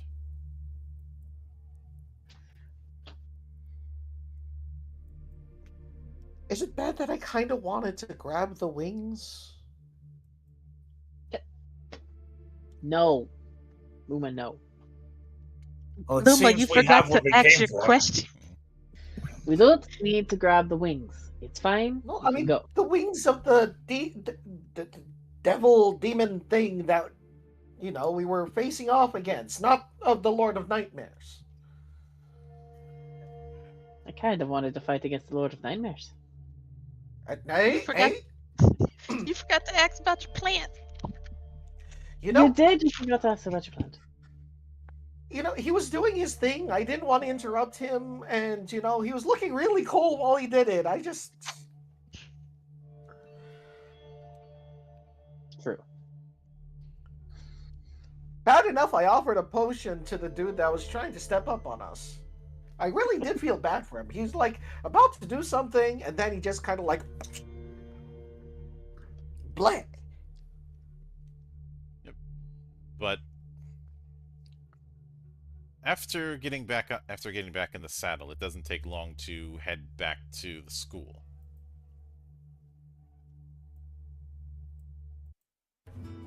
And once you are back, it's a short trek before you head back to the office where Ulf was waiting for you. Simply going, you guys are back earlier than I expected. I'd only take a few You sure minutes. about that?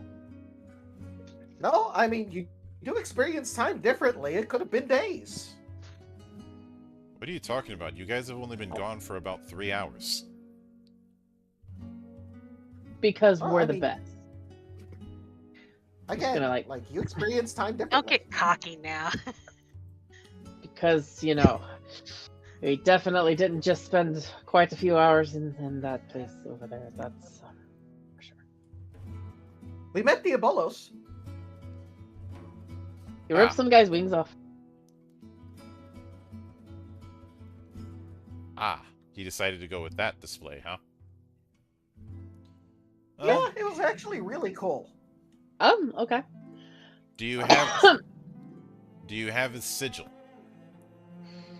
Yes, We do. I will pull it out of my pack and put it on the desk. I reach into one of my pouches and throw out some flower petals like there's confetti. He's like, ta-da! So he looks at it and goes, very well then.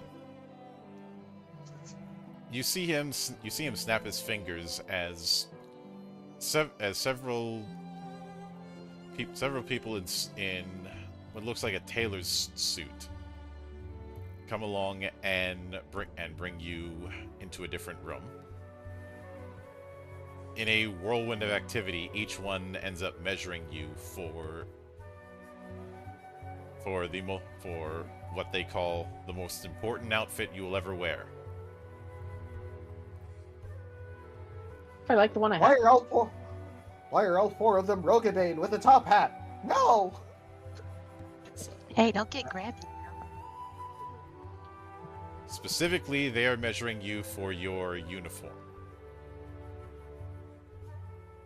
Eep, up, oop, up. I No make one sure put- to remove my my fur-lined jacket just to make sure they can get everything properly. I'm definitely have no issues. Whatever they need me to remove, I have no shame. But I drop all of my pouches. so Odd. Celis's uniform has the symbol of House Odin. As Luma's has the symbol of House Hermes. Ovar and Torgen have the symbol of... Actually, Ovar has the symbol of House Nuwa, and Torgen has the symbol of House Titan on their uniforms. Heck yeah. Wait, if we're different houses, does this mean we don't travel together anymore? I wouldn't count on it. This just means we'll travel together all the more. And maybe we'll just have different blessings or something. Okay. Any chance I could also get a patch with, like, Lord Diabolus's, like, symbol, since we passed his trial? That'd be cool. I want one on my pants, right here. Point to my leg. But If they say no, I'll just put it on my backpack. eventually you're all led to what looks like a grand reception room, almost a stage, like you're like an open theater. Mm-hmm. Within that place, you see what looks to be the four headmasters of the school, each representing one of the four houses, as well as one empty chair, which no one sits in. They're observing the whole thing from a distance, and within the stands you see representatives from every corner of Gaia, as well as other students who clearly have seniority compared to you, as you only have one gold chain on your uniform, while some of them have several, indicating their level of experience. As you're led on stage, you see a young Hume with blue hair and wearing a red jacket, almost looking like an engineer.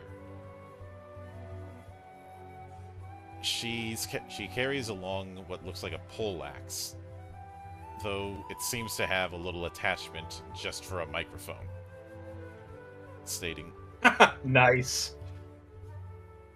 just tapping the thing, going, "Is this thing on?" People of Gaia. I am the overarching headmistress of this school. My name is Sidra Rodriguez. For centuries, this school has been the foremost in teaching future generations adventuring. And that is a skill and a field needed more than ever, with the looming threat of dimensional pockets that have appeared all over this world. It is more important now more than ever to have those adventurers who are willing to brave outside of the points of light that are the cities and nations of Gaia. And with that in mind, it is my pleasure to introduce to you the newest class of students within my beloved school. And as she presents each of you, you do notice something.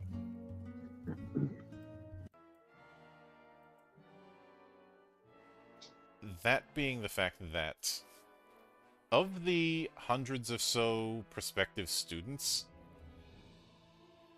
only about 30 are among the people on the stage who have the same uniform as you, making it clear that everyone else didn't make the cut. Not even an even number of 4, my goodness.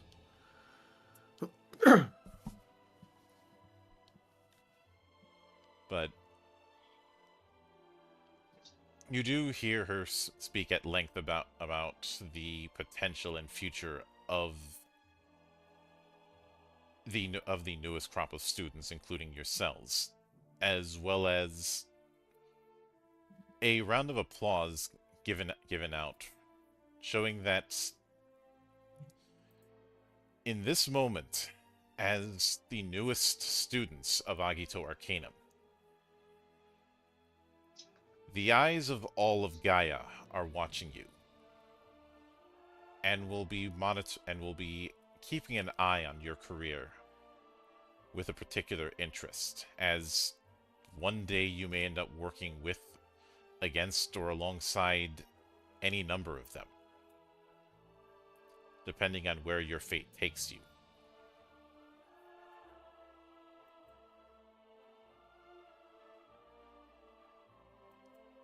And Cue Final Fantasy prologue music. with that in mind, that is where this particular adventure, this particular selection trial, will reach its conclusion. Oh, that was great. It was fun. It was indeed fun. We are the Nightmare Crew! Woo! Huzzah!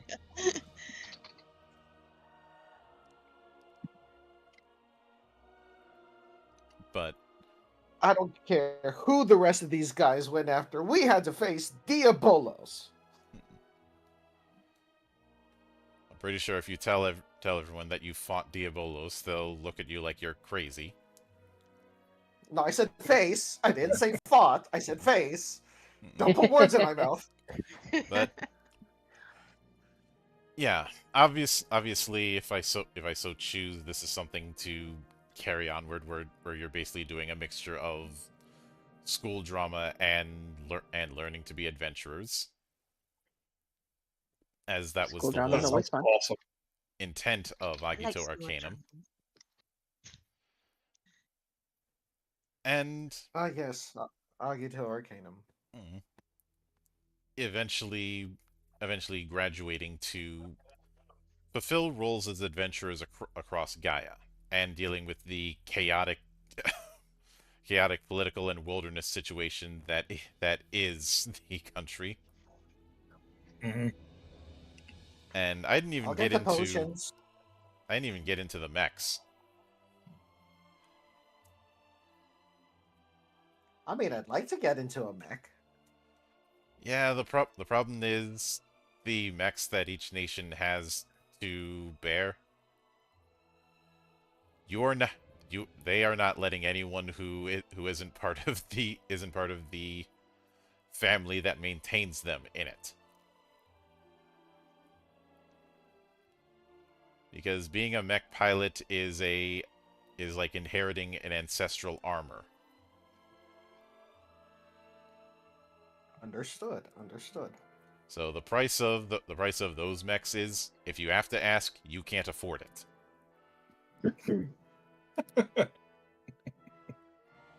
But there. For Sig and Tabby, I know this isn't their first foray with Legend Edition, but Joe, Clarice, what do you think of it? I'll let Clarice speak first. Well, it's gonna take me a bit of learning, or not learning, but getting used to it. But yeah, I liked it. As for me, I really did enjoy my first foray into this. I've been looking at it for a while, as you well know, Mildra. So I'm glad I finally got to play a little bit. Oh yeah. Yeah, things were a little bit chaotic, but I think it all worked out. Yeah, that was great. It was very fun. It's my third time playing through a one shot, and I had a lot of fun. I got to I have played a Dark Knight twice, and it's probably like one of my favorite classes. But the combinations were fun. And Luma got to drop kick a demon. Yeah, it was my first time as a player for this, so I really got to see things from the player's end for when I run Fury of the Land coming soon. Yeah. I would call that a shameless plug, but you cannot shame what is shameless. You're goddamn right. But with that said, that will do it for this episode of The Cloister. I will be doing an interview tomorrow afternoon with the developer of Silent Lake, and shortly after that will be the return of Reflections of Gaia, as we really start getting into the lore of Anima. So keep an eye out for that. But until then, on behalf of the good brothers present and not present, my name is Mildra. I am your gaming monk. Stay fucking frosty, everybody. Bye-bye. See you on the trail. Later. Take care.